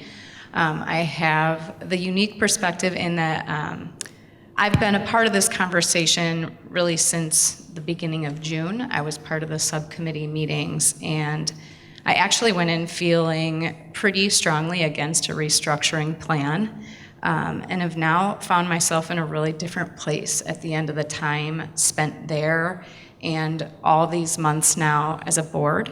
I think that first it's important to acknowledge that I completely agree that change is really, really hard, and these decisions that impact our kids and our grandkids and our work teams are super emotional, and they should be because it matters, and that weighs really heavily on me too. I think we can all agree that we each come, though, with a personal perspective that's just like a small slice of the picture. And we as a board have been tasked with the job of moving the district forward with a set of difficult circumstances that we've been presented with. Decreasing state aid, I mean, we've heard them, you know, I don't need to repeat them all, but the negative enrollment, the declining enrollment, the inequitable experiences, the imbalance of building and growth on the west side, the inconsistent class sizes. I mean, these are real things that are happening. And we as a board, have been tasked with setting some motion forward for some solutions. And I'm just hoping that we, not only as a board, but as a community, can kind of step back and see beyond our own individual lens, like I started with too, going into this, and see the bigger picture. You know, we've looked at many, many options. We've gotten some messages, you know, like, oh, why are we only looking at one option? You know, we've looked at lots of options over a long period. This has not been quick. It's not been hasty. This has been ongoing. And like Dr. Hiltz, I had the opportunity last week to spend many days at the State Educational Convention and speak with board members and administrators from all over the state, and they are facing the same challenges. And I think we have an opportunity as this district to be proactive and to bring some really great changes. I'm super excited when I heard, you know, our administrators get up and talk about some of these opportunities, more class offerings, better class options, in that teachers are able to teach just one section at a time rather than trying to manage 3 at once, increased AP and IB offerings, and increased clubs and increased intramurals. And I know one thing that I initially kind of thought about when I heard that, and I kind of thought the same things, like, well, gosh, there's only, you know, and we got an email, only one class president, and now there's all these things. And I just want to speak to the fact that as a parent who's just finished the college application process with 2 kids and very quickly moving in with child number 3, that's not the only leadership opportunity that comes in high school. In fact, when there's increased clubs, like FBLA is a place where your kid can shine and learn to be a leader. And Science Olympiad or DECA or HOSA and all of these new places, even, being someone who initiates a new intramural sport is something that is really seen as an opportunity for leadership by colleges or by employers. And so it's not like, oh, wow, now the only one place that my kid can shine, the 5 varsity positions on the basketball team, has been robbed from them. There's going to be plenty of other opportunities because now we're pooling resources. And so I think it's sometimes good to step back and say, hey, let's get excited about some of those changes. I truly believe that Wausau has the opportunity to be the best district in the state, and I really think that unity in the face of these challenges is the way we get there. And I really believe we have the best staff, we have the best building admins, we've got incredible business community partners that want to come alongside, and if we can get behind this, and be all in to bring solutions instead of kind of keeping our individual lens of how we don't like what's happening, we can really accomplish some great things. So I just think, I really truly believe public schools are kind of the center of a successful community, and it's really in everyone's best interest to see this district thrive and be stronger, and I really think we can be on the backside. Will there be some bumps? For sure. Will some of us have to make sacrifices along the way? For sure. But I also really think kids are watching to see how the adults around them are responding to change, and if we as adults see these changes as possibilities for really great things, and we see even just the bumps in the road or some of the adversity as opportunities to grow and stretch, our kids will see that too. And so I just really am hoping that, we can really kind of get behind that. I am grateful that even with a vote in favor tonight, there'll be over 2 years of strategic work and research and preparing and planning before this happens. So that's not our work. I mean, I task that to all the experts, and I have high expectations that that's going to be done and done really, really well. But I think that's important to remember that too. And I guess I want everybody to know that this has not been taken lightly, certainly by me, and I don't think by any board member. We're not doing this with a hidden bias or quick. I just really hope that we can kind of come together and see the great opportunities that come here for us moving forward. So I really am in favor of giving the reins for you to start doing the hard work now and figuring out some of the problems that we know we're going to have to figure out. I would like to see, and I'm glad to hear that the board will be involved again when you determine what schools those are. I would hope to see that the board would be involved when you start coming up with some transportation plans, and that we are involved in that decision making. Additionally, when it comes down to curriculum, I think the board, that's part of our responsibility as well. So I hope that there's going to be engagement with us in that process as well. But that's kind of where I land. I'm really excited and not naive to the change and the hard and the emotions of it all and the weight that is before us. But I also think that like some of our business partners shared, this is a great thing for our district, and we can really lead the way. So. Thank you. Mr. McKee. Thank you, President Boucher, and I'm going to try to skip over everything that's been mentioned by my fellow board members, so I apologize if this will come across as a bit disjointed. I just want to be respectful of everybody's time. First of all, I just want to say that I absolutely believe that all of this and where we've gotten to this point has been done with the best intentions from everybody involved, and that administration, board, community members. I the last few weeks I've been getting input where it's almost like people want to, kind of pit the board against administration or some community opinions against the board. And I don't see it like that. I don't think that the rest of the board sees it like that. I truly believe that we are all spending our time trying to do the right things.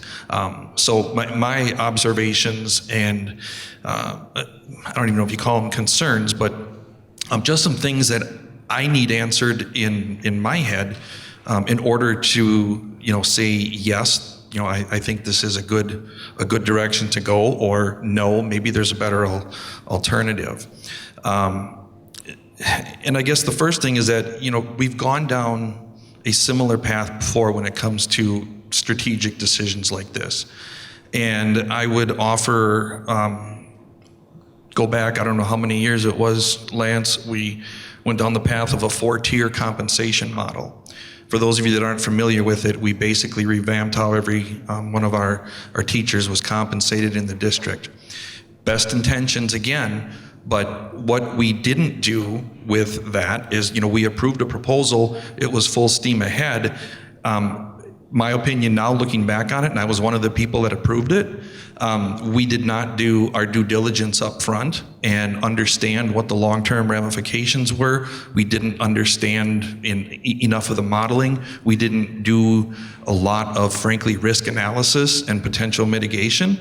And as a result, we've spent many meetings sitting over in Longfellow in the boardroom, kind of redoing those decisions and sitting there saying, well, we can't go back now, and we can't go back now. We're too far down this path. We're too far down this path. I will not put myself in that position again, and I don't think that any of us that were part of it, frankly, want to go down that road again. So that's just something that keeps spinning through my head. After 11 years on the board, some of these things stick out, and I've learned what not to do. And frankly, getting too far ahead of ourselves is one of those. To me, one of the things that we need to add, and maybe it's been implied but not stated out loud, this framework that we're talking about today really needs to acknowledge that there may be deal breakers that are uncovered in the analysis of what I'm going to refer to as kind of the critical path items that may not have acceptable solutions and puts an end to the plan, whatever it is. I have no idea what those might be, but I do believe that there are going to be opportunities where those come up, and there's going to be some very difficult conversations. And that, to me, is important to recognize and acknowledge up front that if we get to one of those deal breakers, that we have to have the courage to say, no, it's not going to go past this. And unfortunately, we don't have, in my opinion, we don't have enough of the parameters defined to understand what those deal breakers might be. One of them that has continually been brought up is transportation. And I have heard and listened to, gotten calls from people that have said, well, let the parents transport them. And when I say, well, you understand that we have a statutory requirement to bus any kid that's over 2 miles away from a school, the response I got back, well, when did that start? It was a few years ago. Many years ago. But nevertheless, and so I really wanted to kind of bring this down to a practical level so I could have, I guess, more of a solid understanding. What do we mean? Like, what are people concerned about with transportation issues? And I only offer this, again, as an example.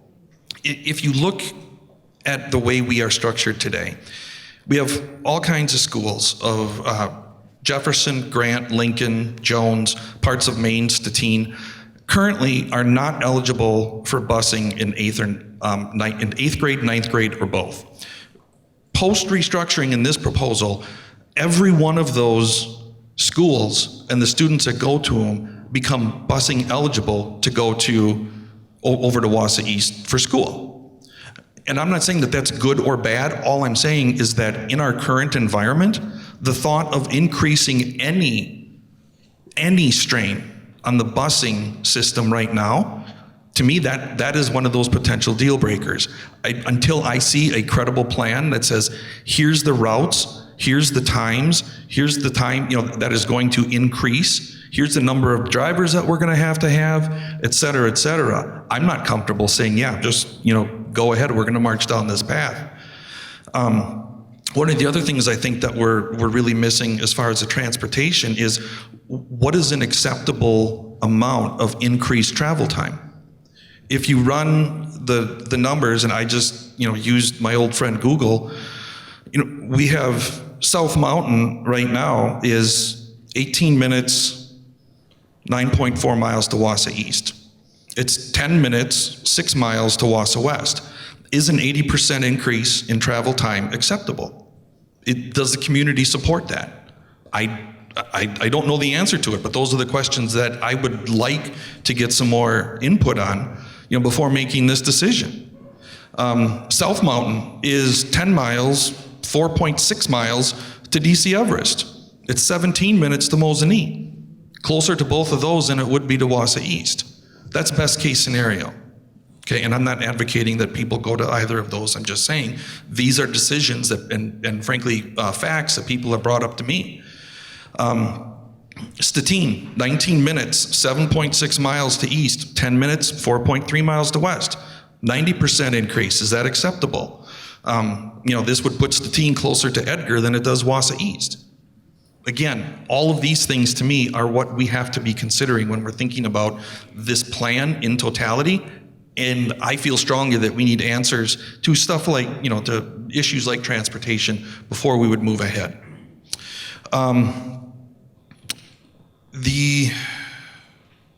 The other thing I know that was brought up in a number of the meetings is that we've talked about the challenges and backlash that come with boundary changes. Well, if we take this down, to the level that we're discussing tonight, this framework changes boundaries for 5 elementary schools and every student in 8th, 9th, 10th, 11th, and 12th grades, going one way or the other. So to me, we're not avoiding boundary changes. We're just, I think we're making them to the point where it almost seems like they're unrecognizable, but this is a boundary change. There's a number of them.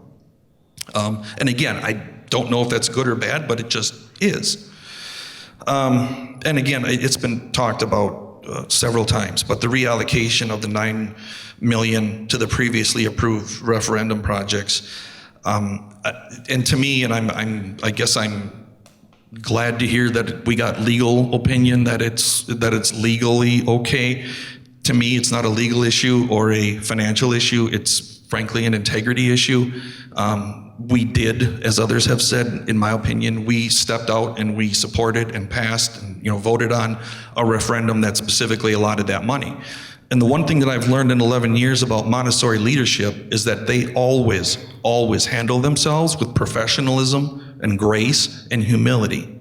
And so the fact that we heard from them to say, we'll take any building that you give us, right, to me speaks more to frankly, the ethics and the professionalism of that leadership team than it does to their overall need. What I would support is, okay, in this plan, if we land on this is where everybody is going to go. Montessori, you're going to go to Lincoln, whatever it is.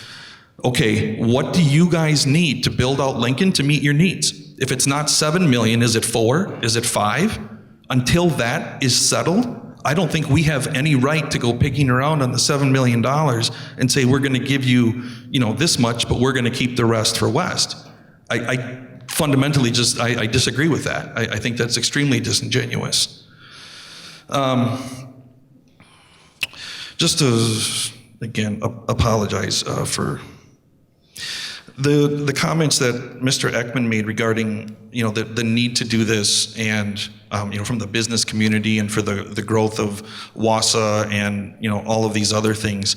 I don't disagree with that, but what I am still struggling with is what is that value? What is it that we're trying to gain from doing this, and how is it going to benefit us? It feels like we're talking about a lot of theory and we're talking about a lot of marketing, but I can't bring that down into practical terms and make a decision that says we're going to make students and families go through A, B, C, and D, but it's going to help our community by providing X, Y, and Z. Again, it's all been in my opinion, theory, and needs a lot more work on the overall benefits. I mentioned earlier one of the questions I had about mod versus block. I still struggle with the question of why we haven't done some things internally within the district to address things like mod versus block, same course selection at both schools, same clubs at both schools. We don't even have the same curriculum. Right? I mean, we got emails from people this week. One girl really laid out the difference in chemistry and the difference in science between high schools. I don't know why that is. If one of these is better than the other, or if there's a better K through 5 and a 5 through 12 curriculum, why aren't we working on that right now and deploying it to the schools today rather than wait for this merger and consolidation? It seems like we've avoided some of these really difficult decisions, and we're trying to wrap those into this big bang theory, as I mentioned earlier. And frankly, I don't know that it's going to provide the best outcome, because we could incrementally do some things that get at increasing that student experience, increasing the consistency of it, without having to necessarily go down a lot of these other paths. But I got a bunch of other thoughts here, but I'll wrap this up. The other comment, and we talk about course selection. I can say that in 11 years on the board, I have never heard from a parent or a student, I want to have a marching band at West, or I want to have robotics at East. I'm sure that's been out there, but I will tell you that from a front and center issue or a front and center consideration, I've never heard those types of things. Not that there's not value in it, I absolutely think there is, but I don't know that it has the highest priority of where our attention should be. And my last comment will be around the kind of recapturing the students that have open enrolled outside of the district. In October of 2022, the memo that we received talked about the reasons why they left. And one of the statements that we were provided with, that said, based on conversations, more than half of the families said there was nothing that we did or could do to change their decision. So knowing that half of that 200 or 250 that's gone out, we're not going to recapture no matter what we do. So I think we have to start from a new starting point when we're looking at what are the potential financial gains that we're going to make, at least with that population. There may be many others if we really increase our services and our functionality.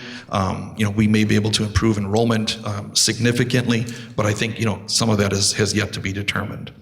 And I will say the benefits of efficiencies within the staff and providing staff with much more balanced workloads, consistent class sizes, I think that is absolutely 100% true, and something that we need to pursue regardless. There is value in all of that. So I don't want this to come across like I don't recognize where at least I perceive some of the advantages to be, because they are clear.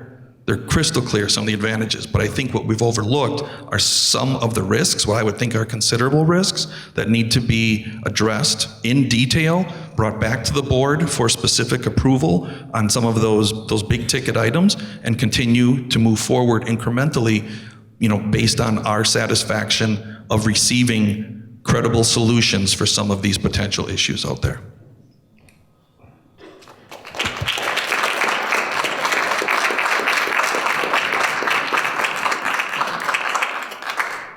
And I'd echo what others have said to thank you for coming, and to those that have given us feedback, and also what Pat said about why we're here and why we're discussing this. It's for nothing other than to try to do what's best for the district. I spent hours on the phone with community members today. I've spent how many hours looking at this proposal and prior proposals and going to committee meetings and listening sessions, and we're only doing that because we're trying to do what we think is best. Just addressing this proposal, a few issues. The first time that we looked at this elementary consolidation plan at a meeting a few months ago, I noted that I was concerned with some of the capacity issues that result from moving full schools, school into school. I think that's a good goal that came right out of the elementary committee structure with some of the parent suggestion of trying to move full schools, but I noted I had some concerns with that. I do feel a little bit better about it, seeing it now with 4K moved out, and also knowing that these capacity numbers are at 90%. I think that's an important point to note, that when we have a capacity that says it's at 100%, that doesn't mean that it's one student away from being, over capacity. It means that it's right at 90%. So that's confusing if you haven't been through this before. But if it says 100%, it actually means it's at 90%, because 90% is the goal. So now that said, if it's over 100%, that does mean we're going over our goal of 90%. So I still do have concerns about that, because some of the schools are a little bit over that 90% goal. Concerned about possible enrollment increases, especially in Rib Mountain. Thank you, Dr. Bettina Nam. Also worried about other enrollment increases. So you've added to my stress level of more things to think about, but that's why we want feedback. I'm concerned about the scope of this project. It's really big. I know, Karen, you've mentioned that before as well, and we've talked about, is there any way to do this in phases? And I haven't been able to come up with a way to do that. So I don't know that there's an answer to it, but it is a concern, and I think it's one of the reasons why there is some pushback to it, because there's just so much involved. Like other board members, I was initially concerned when I read the proposal about the use of some of the funds from the referendum to expand Horace Mann for Montessori. And I agree with everything that you said, Pat, about how gracious Montessori has been over the years. But I think that their letter to us, their statement to us, is valid. They would rather we have room for them in an elementary school than spend millions of dollars to add capacity to Horace Mann. They would prefer to be in an elementary school than to do that. So getting that from the Montessori Council made me feel a lot better about that initial concern that I had. Busing is still a big concern for me, bigger now than it used to be, frankly. It's one that we've talked about for years. Years ago, I would have just said, we just hire more bus drivers. And years ago, even a year ago, I would have said, yes, we're probably going to have some increased bus times, but there's so many benefits to this that it's worth it. If the bus time is 20 minutes longer, it's worth it. But now my concern is more along the lines of, can we bus it? If we need more buses, like literally, can we do it? That's a much different conversation, I think, than balancing the pros and cons of is a longer bus ride worth it or not? Because then you're just looking at all the pros and cons, and we have pros and cons to whatever we do, including doing nothing. But I think the busing is a big issue. I'm worried that we may not have enough drivers if we're adding buses. Community support is also something that I'm concerned with. Even though we've talked about this in board meetings, and we've had committee meetings, and we've had community listening sessions at multiple schools, and we've had attendance at some of those that were actually as big or bigger than this. So we've had a lot of community sessions, and there's a lot of information out there. But something I said a while ago, I think has proven true, which is until you actually put it into a plan and put action next to it for a board meeting, some people just don't get involved until they see that. And so I'm glad we did that, because it's gotten more people interested. Some of the people that were interested before still are, and others that maybe were waiting to see that whole plan put together and with the word action next to it, they've now gotten involved, and that's a good thing. I'm concerned that we don't have enough community support yet. Maybe with some more time and some more information and answering some of these questions, or even possibly changes if things come up, maybe that would improve. I do think that we should do something. I'm convinced of that. I'm not 100% certain on the details, but I do think we should do something. I'm pretty convinced of the educational benefits of this restructure plan. I'm convinced of this plan giving us the opportunity to provide both better education and support for our students, better work environment for our employees.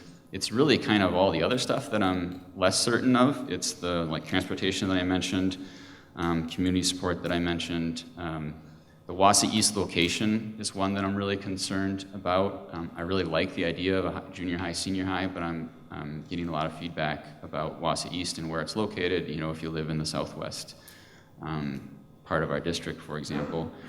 I would really like to see a transportation plan to know that we can bus this. I think that's something that has to be an early part of this plan, not a fall of 24.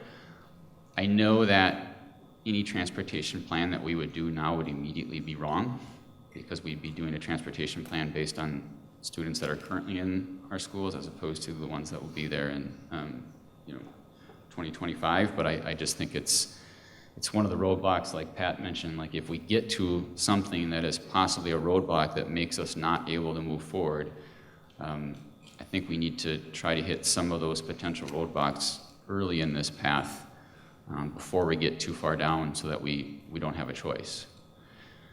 So those are just some of the concerns and comments that I have. Overall, I think it's a sound structure overall. I just think there's still a lot of information that we need to know and that we need to learn before I would be 100% confident that every part of this is the right way to go.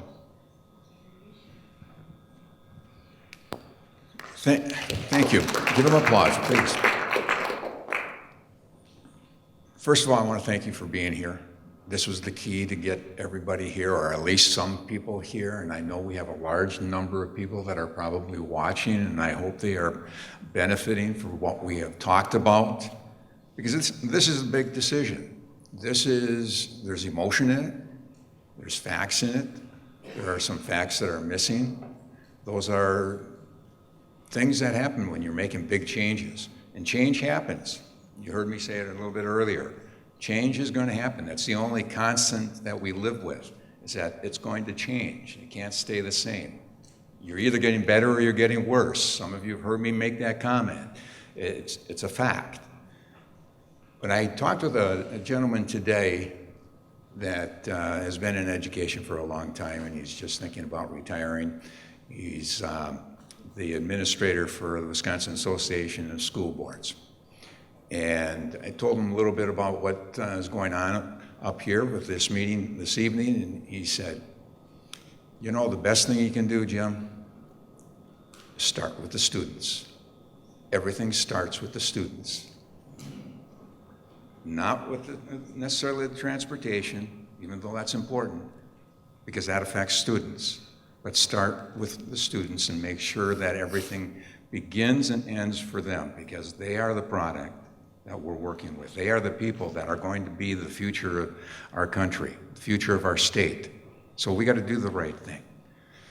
Little side story, as I was listening to everybody, I'm sitting there thinking, you know, gosh darn, I've been around here for a long time as a teacher and a coach, coming back as a board member because I love Wausau.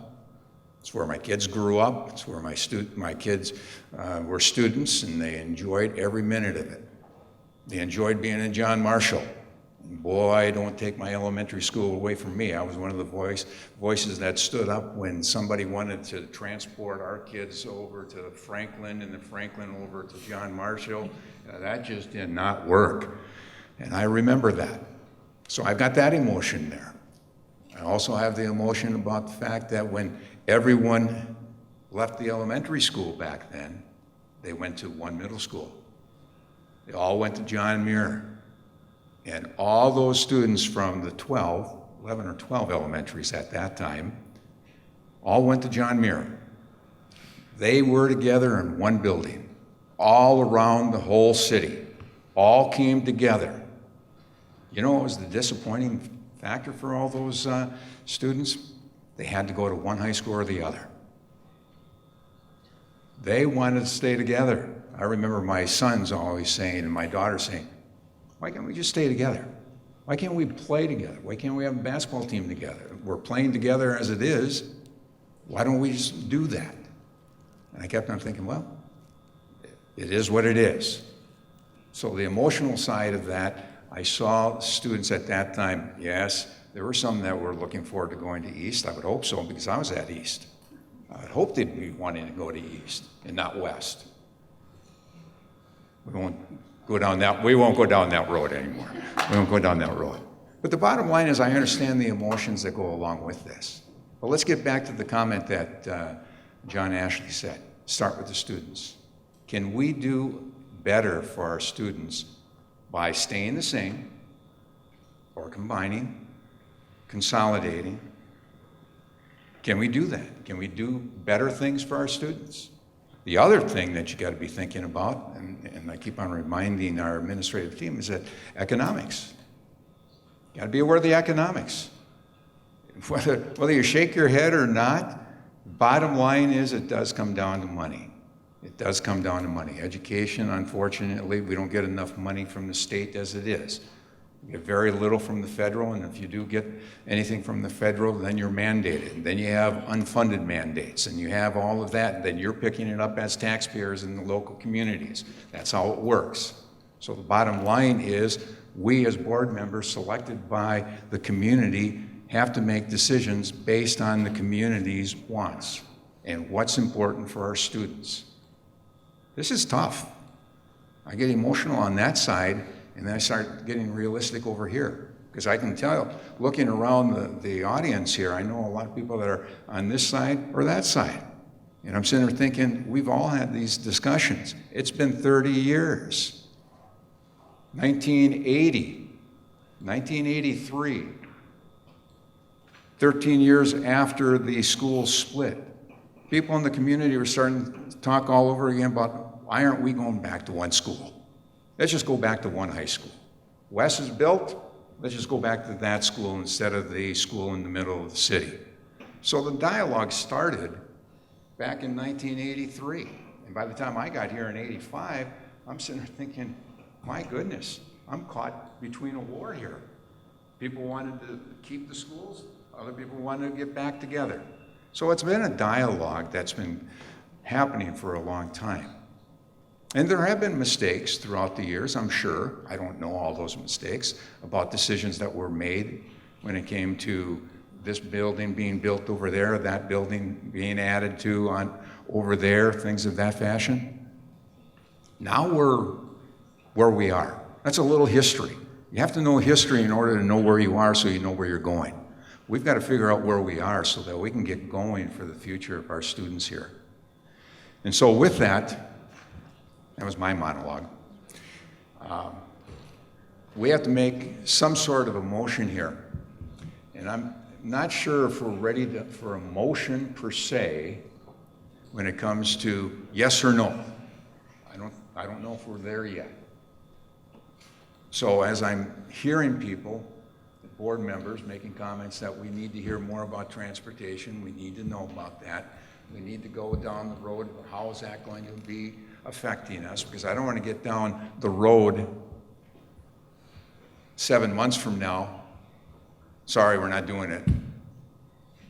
I would hate to do that. We have to be for sure what we're doing, and we have to have a plan. We have to have a plan so that we can pick it apart. Right now, it's a proposal. But we have to have a plan so that we can pick it apart, see what the bumps are, see what the obstacles are going to be, so that we can make good decisions for the future. But the biggest thing that comes to my mind, that's the biggest problem, is transportation. Even though all of our kids came to one middle school in the middle of the city, from all over the place, from all 12 townships, and that happened. But for some reason, we didn't have that transportation problem. I don't remember it. I don't remember it always happening. I just got my kids to John Muir. But it's not that easy anymore. Nothing's that easy. Things change. It gets more difficult. So I'm sensing from the board that a transportation thing is very, very important. Not a thing, but it is an object of topic, conversation that has to become more than a conversation. We have to have a plan. Are we going to have the same transportation company working for us in 2 years? I don't know. May not. May not. Do we ask this company that has been failing us at this point in time drastically to the point where the city has to help us out? Can we ask them to give us a plan? I'm throwing questions up. I don't know. I don't have the answers for them. That's why we've had listening sessions and why I'd like to have more listening sessions and that. So I'm thinking here that if you put a motion out and it's a very close motion and close vote, I'm concerned about that because I think we need to hear more from our community very specifically about what they want to do. Because if we don't have 2/3 of our community on board with this big decision, I think it's going to be very difficult. I think it's going to be very difficult.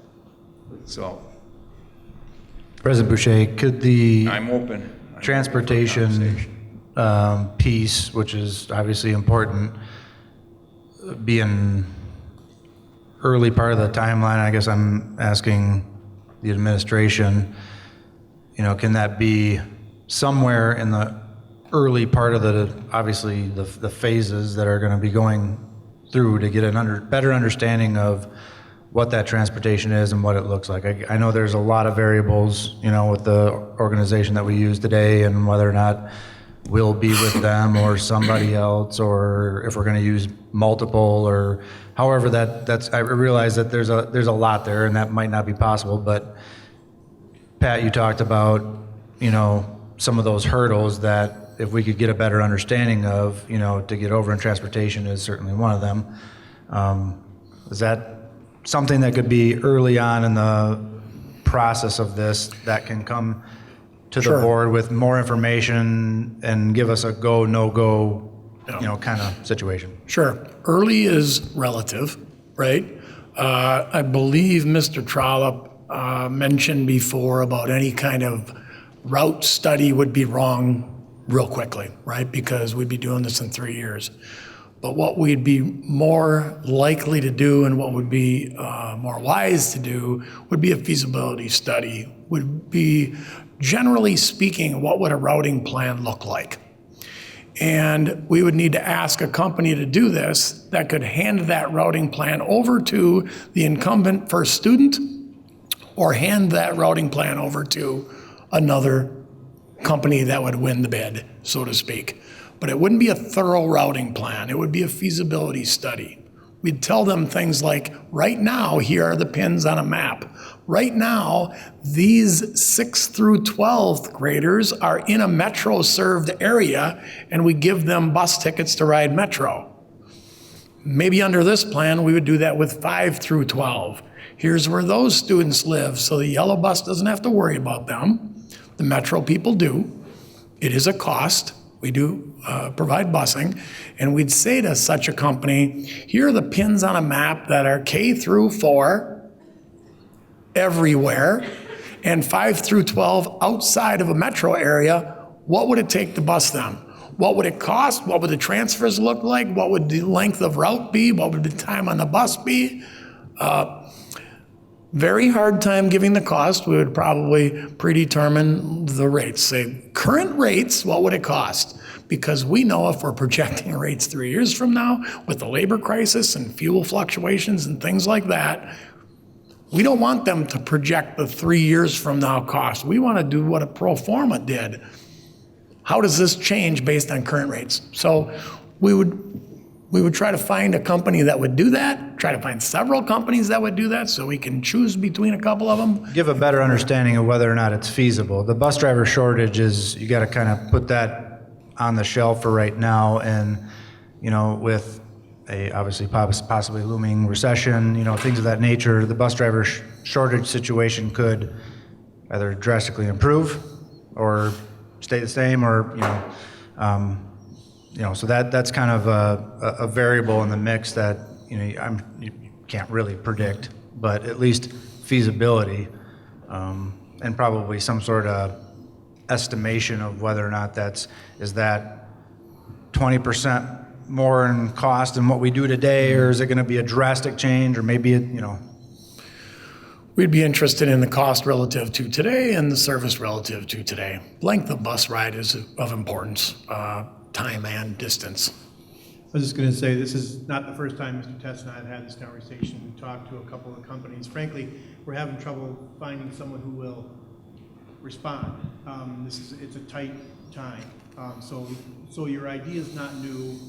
I mean, no offense, it's not new. We've thought about doing that and been unable to. So I just want to caution, we're not sure where we would go to get that analysis. If we could have gotten it easy, we certainly would have brought it to you by now. So, but we can certainly do that if it's a potential deal breaker.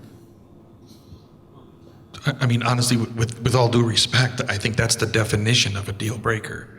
If we can't even get somebody to respond, a company to respond with a credible feasibility study. To do routing, and feasibility, not a transportation company. Right, but I mean, to me, that kind of speaks volumes to some of the questions. Sure. But and the other point, and I do like where John was going with this too, if we could come up with that short list of big ticket items, right? Land on a plan for the buildings. Who's going where? What one is going to get closed? Is it two that are going to get closed? Whatever it is, Montessori's going to go here. Here's how much it's going to cost to refurbish wherever it is that they land, okay? Just a definite plan. Here's the populations that are going to be where. Here's our transportation solution. Once we get that defined, some of those big ticket items, staffing plan, anticipated class sizes, just bullet points, then send out a survey to the community and say, do you support this? Because this is concrete. This is what we can do. This is what we can support. This is what we're thinking. And use that feedback to then better educate the decision, the implications of it, and what have you. Because quite frankly, what I've heard right now, I mean, you guys elect all of us, right? And if we're here to represent you, I have not heard overwhelming support for this. And until we would have some credibility down that path, I'm really not leery. I can't support it until I would get better information from the public that we have a concrete plan. Do you support this? Yes or no? I guess my question is, how long would it take to get that kind of data back to us? I would say it take.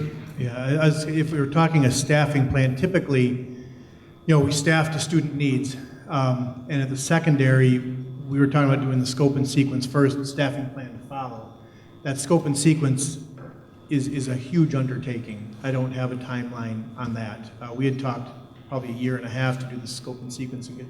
So, I mean, we could take our best guess. We could say, if we've got 150 high school teachers, 50 would be here and 100 would be here. I would have no idea what those courses would look like or how to figure out the average class size there.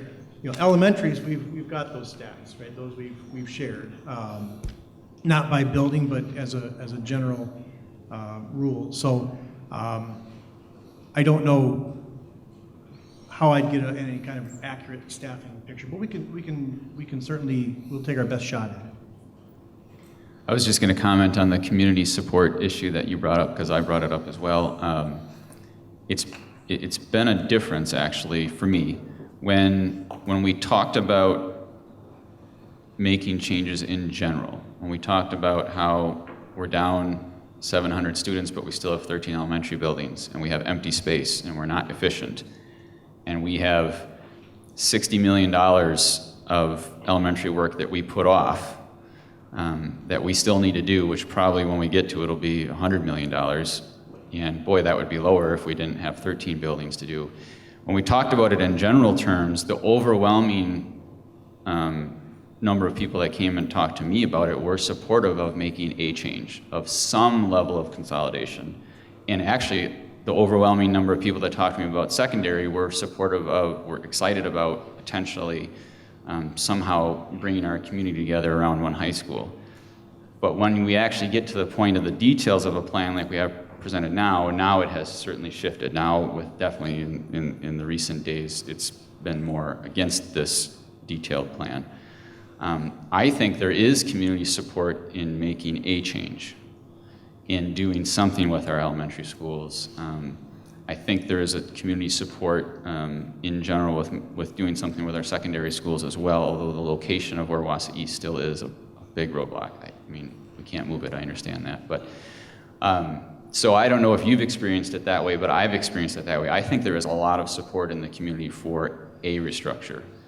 It's when you get to an actual plan like this and there are open-ended questions that aren't answered, that's where I think you start losing that support. And I think we could gain support if we answered some of those questions, and maybe if we made changes to it if needed along the way based on community feedback. I think we could get increased community support, which, as you said, Jim, would help this become successful. We could do it without community support, but boy, does it have a lot better chance of being successful if we've got community support with whatever the final plan is. I agree with you, Lance. I have heard a lot of support. I've talked to a lot of teachers in the district that, you know, and we've heard from administration all these great things that can come. To me, you talk about the pros and the cons. Some of the cons, transportation, and you know, some of the other items that have been discussed are things that can be worked through and gotten through with this amazing team that is hired to bring forward the solutions needed to make this a success.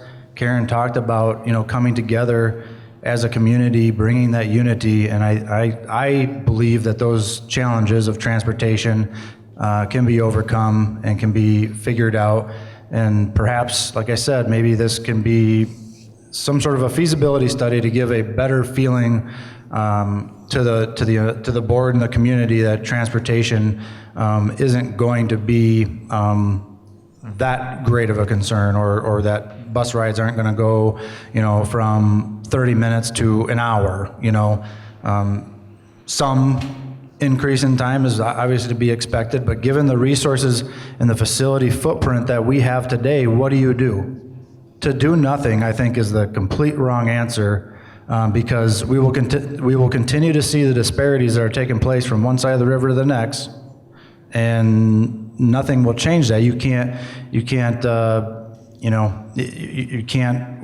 We only have a limited amount of funds, you know, to do what we do. And so again, you get back to mediocrity and programs and staffing and just losing those economies of scale and coming together. So I'm for putting the motion on the floor and voting on it tonight, and perhaps with a change at a feasibility study. I don't know what time frame would be needed to bring that forward, but I'm for bringing this, you know, getting this moving forward. Well, this is a 9-person board, and so as you're talking, I'm continuing to look at everybody, and I think there's 2 possibilities. There is the possibility of a vote, putting the motion forward, and seconding. You got to make sure the motion's there. It's got to be seconded. We have a chance to discuss it again if we missed anything, and then the vote has to take place.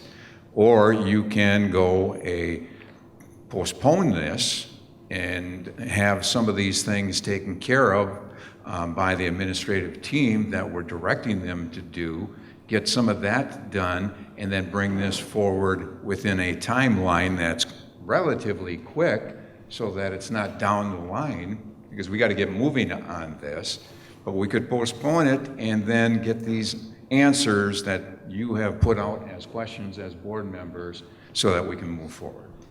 I guess that would be an answer or a question to the administration. That's of whether or not another 2 weeks or 3 weeks is acceptable. Or a month. What I would really appreciate is kind of if the board does not feel confident taking action tonight, exactly what questions do you need answered? I heard about 30 tonight, and so if you want a staffing plan, then we've got to get our some kind of a scope and sequence developed, Unless you just want me to take my best guess. If you want a transportation plan, we can try to find a company that can do that feasibility study for us. I don't know what a timeline might be, and I don't know at what point do we take this down the road. When are we supposed to be bidding on Wausau West? Do we stop that? Because if we stop that, we will incur costs in the millions, right, for inflation.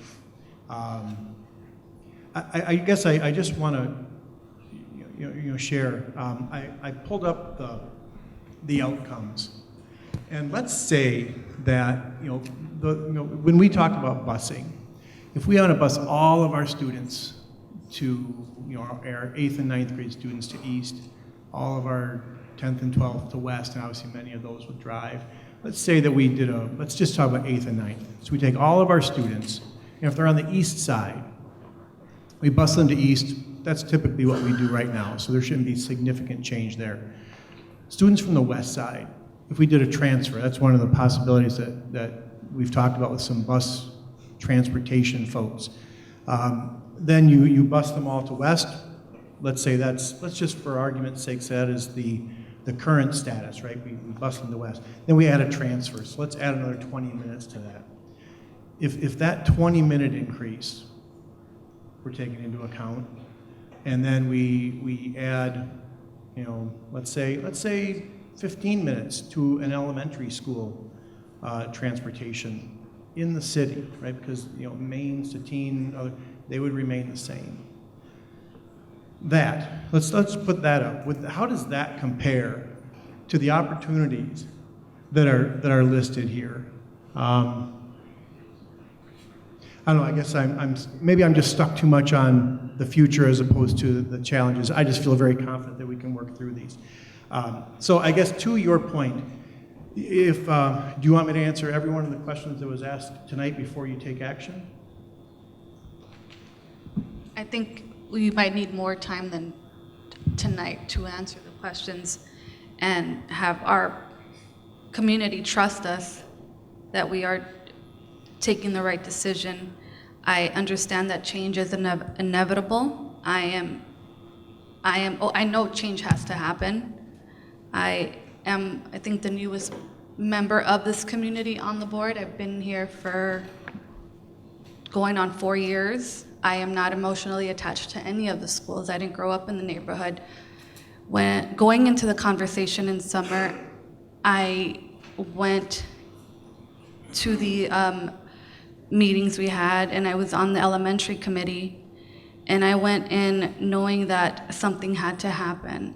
But once I started getting the feedback from the community, I realized that we have to have more community support to move forward. In my opinion, I know something has to happen. I know we have to restructure our elementary schools. I just think that we need more support from our community in order for this plan to be successful. I'm excited about the possible outcomes and things that we're looking forward to the future. At the same time, what I'm hearing very clearly is that the transportation question is one that a number of people have, and we also have a significant question about what elementary schools might be closed and what might happen with that. The other outcomes, the proposal's been very clear, I think, and given us a lot of opportunities. I would make a motion that we postpone the decision for 60 days to allow the administration to deal with the question of transportation and elementary school closings, and at that point come back and vote on the proposal as presented. Go ahead.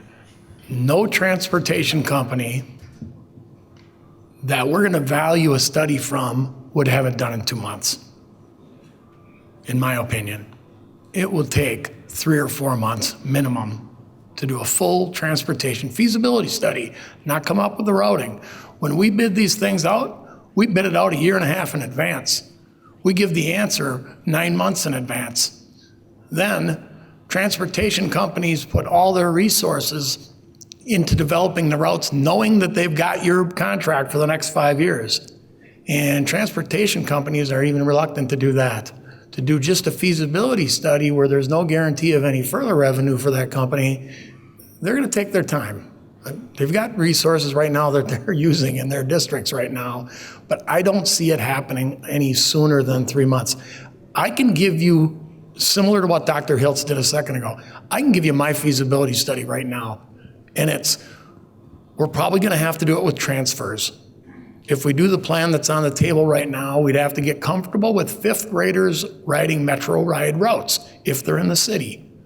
We'd probably have to get comfortable with being flexible with the stagger between elementary and secondary routes. Right now we run 2 sets of routes.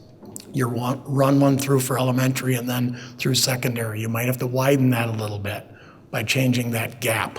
You'd at least have to be open to it. You'd have to be open to a ride once in a while, especially in extreme cases, maybe being an hour and a half long with transfer. If you're comfortable with those things, that's what the feasibility study is going to come back with. None of those would surprise me. And then with all of that, it's going to cost you another 10%. And that's the pro forma 10%, not considering the labor crisis that we're in the middle of, all of these transfers and maybe some longer bus rides and maybe a few more drivers. Let's add 10%, so let's add 300,000 on top of that. That is just shooting from the hip, just a feasibility study in my own mind. I've thought through these things, obviously. I didn't just come up with them now, but those would be things that the routing company would come up with. They'd be more precise than what I just came up with, and it would take them 3 months, I'm afraid.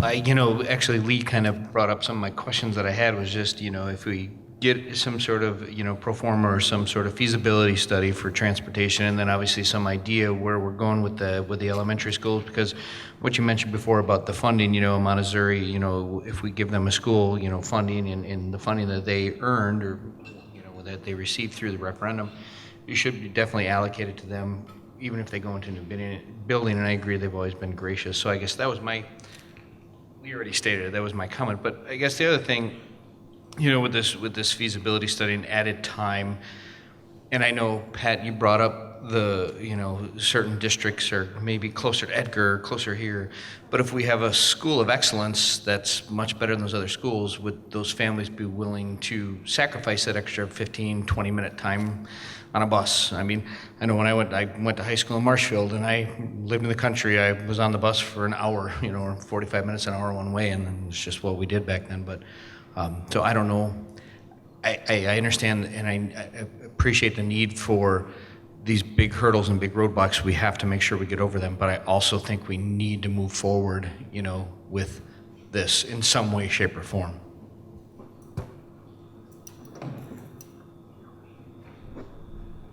I'm just concerned that we cannot sit on this forever. We need to move forward, like you had just said, and that's why I put that motion forward.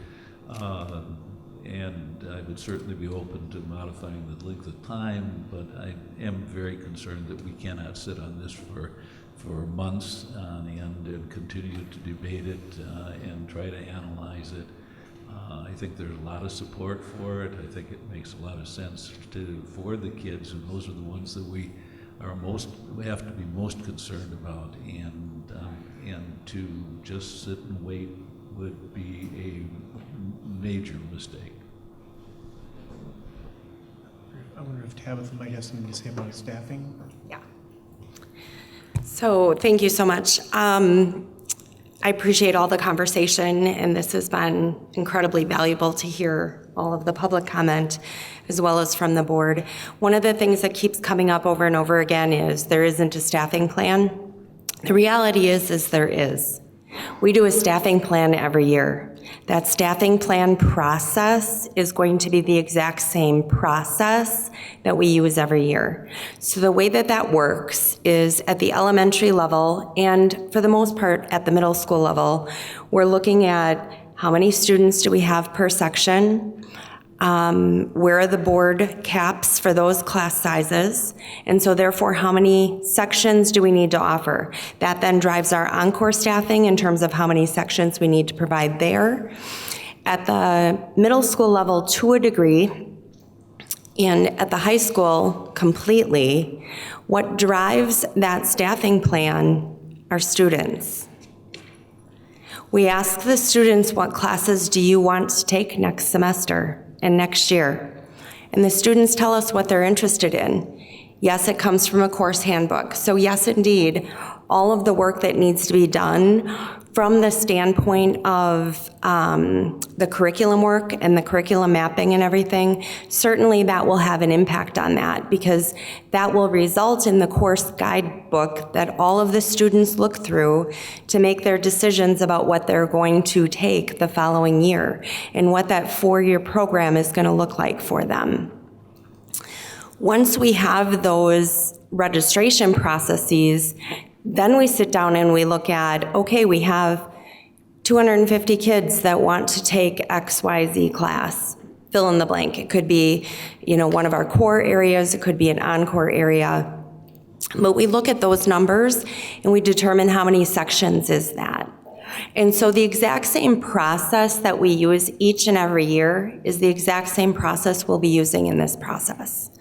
In terms of the support staff staffing, first thing I want to make sure, I'm sorry, I'm just a little defensive. I want to make sure that it is really clear to everybody who may still be listening, HR is not adding a new position.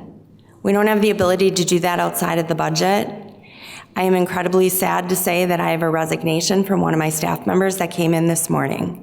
And we posted the position immediately with the hope that we might be able to replace her before she actually leaves. She's been recruited over and over again from the place that she left.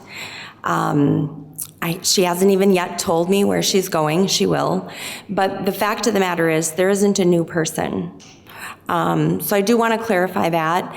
But with regard to like para-staffing, with regard to custodial staffing, those things are done based on square footage, based on utilization in the buildings. Para-staffing, again, it comes back to number of students. How many students do we serve? That's going to drive how many paras we staff. So I just want everybody to understand, is it a little bit of a bigger project? Certainly. Are we going to have staff input in that process? Yes, just like we always do. I'm about to send out the survey for staffing next year for our elementary to ask, do any of you want to move buildings? Do you want to shift grade levels? What are your interests and preferences for next year? It's the same process we did last year. So we'll be going through that process again over the coming month. We're currently getting registrations in for classes at the middle and high school level. We'll be then meeting with principals. Those meetings start next month for next year. So all of that timeline is exactly as it was explained. The process is here. The process is already present. We will be executing on our process to do a staffing plan to meet the objectives and needs that our students ask for as part of their annual process. I don't know if that's helpful, but I do want everybody here at least and everybody listening to understand that this isn't creating a whole new process. It isn't starting from scratch and pretending like we don't have those guidelines and those procedures already set up, because they already exist. We do them every year. We have staff who transfer every year. Some transfer to grade levels, some transfer to other buildings, some transfer out of the district, and we hire new people. Those same processes are going to happen with the students driving that process for every single level in the end. Tabitha, is it true right now today, being spread, especially at the elementary level, I imagine, amongst 13 facilities, that you're forced, based on in and out populations within a certain school, especially at the elementary level, that we're forced to move staff as a result of that, and that in this consolidation, less staff would have to be juggled around and moved around, and that's a part of what we're talking here, is creating a stable condition for our staff so that we are an employer of choice. Is that a fair That is absolutely true. And I shared that with the Franklin parent-teacher group. Last week, I think we were meeting with them, and I explained to them that from a student number standpoint, they were 2 students, I believe, shy of going from 2 sections to 1 in one of their grade levels. So that could happen at any given point. Last year, I think I had 3 or 4 involuntary transfers. Where section count went down, we had excess of staff in a building, and I had to go through a process where we had to involuntarily transfer somebody to another open spot elsewhere in the district. Those things happen every single year. So through consolidation, we would likely have less requirement to move staff around, which is disruptive to their, career and their livelihood and everything about that. Correct. The more sections we have at each grade level, the more stable those numbers become, because it takes more student number changes to get to a point where we would actually reduce or add a section in the end. So when we talked about staffing stabilizing or being more balanced, that's what we're talking about. If we have a school with only 1 section or 2 sections, it doesn't take very many moves from students to push that from 2 sections to 1. It could be 1 student. It could be 1 student that pushes it from 1 section to 2. But if you've got 3, 4, I've worked in systems with as many as 5 and 6 grade level classes, like 6 sixth grade or 6 third grades. When you have that many sections with a number of students in the same building, that stabilizes the staffing in lots of ways. It stabilizes the staffing from the standpoint of the classroom sections we offer. It stabilizes the staffing from the standpoint of the encore teachers, those that otherwise are moving around to buildings. They might be able to stay in that building full-time or closer to full-time than they are now, and they don't have as many drastic shifts. So Tabitha, I guess I'm really glad to hear that there's a process in place. I think what I'm hearing and the feedback that I've received is show us the work. So Sure. Go through that process and show us this is what it looks like today. Here's the number of teachers that are moving around. Here's the number of teachers that are covering multiple schools. Roll your process forward based on the known enrollment, and you'll have assumptions in there. And put a plan, say here's the schools we're going to keep. Here's what is going to be in each building. Here's what we project the staffing to be. I have that. I showed that already to the committee last summer. We went through those plans in depth at the elementary level. At the secondary level, we didn't do that process because the curriculum will shift, which will also then shift the needs for that staffing. But I did all of those projections on a number of different scenarios, and we went through those at length during those committee processes. So if those are things people want to see, I've got all the spreadsheets. And can't we land on a curriculum? Like, can't we land on class selection? Like, here's the classes that are going to be offered in the high school. And once we know that, then you can do staffing according to that. Can we? Yes. The reality is we're wanting to make sure that we have sufficient staff voice and probably to a degree at the high school, student voice and potentially family voices in there. That slows the process down because we want to make sure we've got enough input into that. Agreed. And it's out of my area. No, for I sure, absolutely agree once with that's that. done, we can do that. Right, and that's what I'm suggesting is we need to do that. That's exactly what we need to do, and that's what I hear the community saying is that we need more engagement at that level to understand the implications of this and to be able to truly evaluate what Dr. Hilt said. Do these benefits up here, right, in addition to all those other benefits that you've talked about, are those going to outweigh all the other implications that it's going to have to students and families? That's what people want, to have that type of information to make an informed decision. I understand. So I don't think that's a question I'm answering. no, I mean, and I don't think anybody's disputing that, the more sections, the easier it is to move people around. You can. I only want to say that the pro forma that you saw is informed by that work. The pro forma that you saw has formulas and sheets and tabs that feed what you saw. And it already has the elementary staffing plan informing it. At the secondary, it was a little bit more difficult. At the secondary, it ended up being a straight wash because I took East High School, and I said East High School is going to be an 8-9 instead of a 10, 11, 12. So let's take 3/4 of its staff, get rid of it, bring in these 8 and 9s from other schools, bring some of the 9s from West. It was a wash. I just moved the students around and the teachers with them. But at the elementary school, that's exactly the work that informed the pro forma. And it ended up being approximately a reduction of 21 staff. I think 11 professional staff and 10 point something of a variety of other staff that were driven by formulas. When you get rid of some students, you lose some staff. You get rid of some square footage, you get rid of some staff. And then keep in mind that that pro forma also capitalized on 60% of that, then 70, and then 80, then 90, and then a full. So the work that Tabitha did is built into what you saw earlier. That's all I had to say. So basically, at the high school level, you're already in your process. Your counselors are in the process of getting your classes already set, and that will start setting you up for your staffing for that. But that just starts for next year now at the end of January, beginning of February, where that process will take place. So maybe that's something that we could be taking just a quick look at, and because the 3 questions I saw from the board is the transportation. If we just get some understanding of the transportation, because that's just the question we get hit with all the time. Community input, we need to have, right now we have people that are here, we don't know how many people are online, we get emails, we need to be able to make sure, and this falls into public relations, Diana, that kind of puts pressure on you, getting more information out so that we get information back.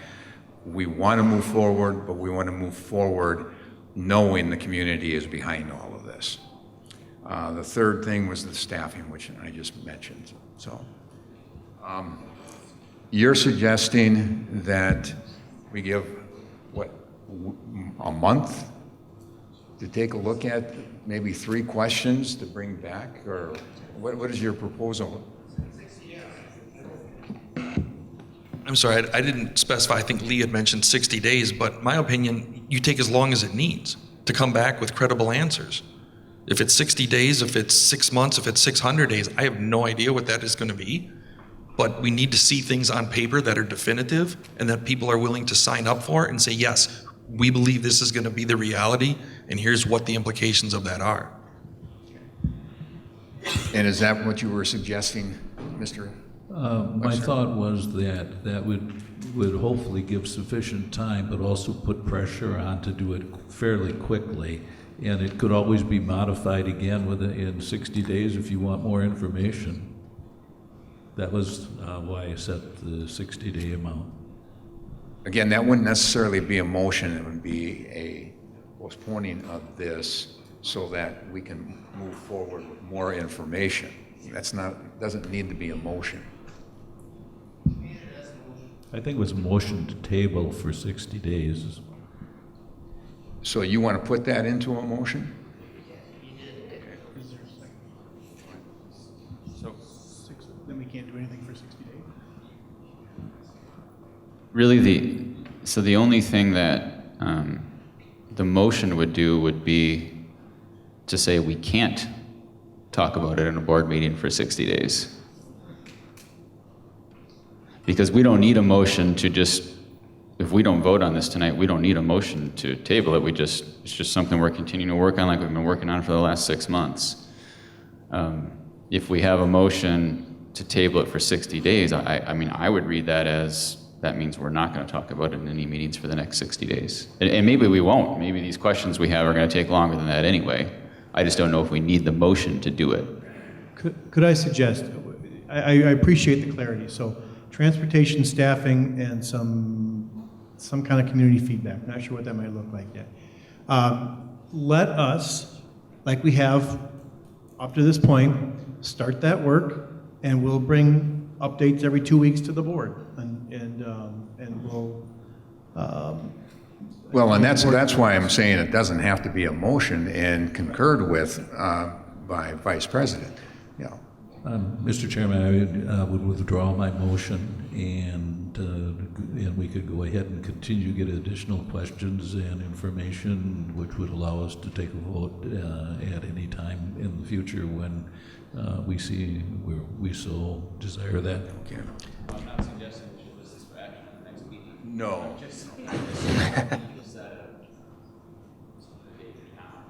At what point does Nexus need to make a decision on, obviously, I have to look at the Gantt chart and see when we're due for, to take West to, do you happen to have it, Bob? I know you've always got it, but what's the next update for West that's due? It's February something. Real soon. Yeah, our next design meeting is on Thursday. So, Yeah, my question to Mr. Tess would be regarding West, since you brought it up a couple times here. Isn't West would be in 2 phases anyway? Like, we would be doing the work at the northeast corner of the building and the cafeteria separately, then what would happen here to this side? Larry, would that be correct? That it, oh, we have it, Nexus official. Yes. you know, instead of kind of, you know, guessing on all this, let us go back, let us get all this organized, get some timelines, and then that'll help us define what timeline we need to work within. Let's do that, and before we take off and get to the end of here and move into the next meeting, thank you, administrative team and Superintendent Hiltz, for the work you've done into putting this presentation together. This is a lot of work. This is a lot of detail, a lot of everything that goes into it. So we greatly appreciate what you've done so far. This is something that has to keep on moving forward, and let's move from there. Okay? So, I'm seeking a motion to adjourn the special meeting. All in favor? Opposed? Motion carries.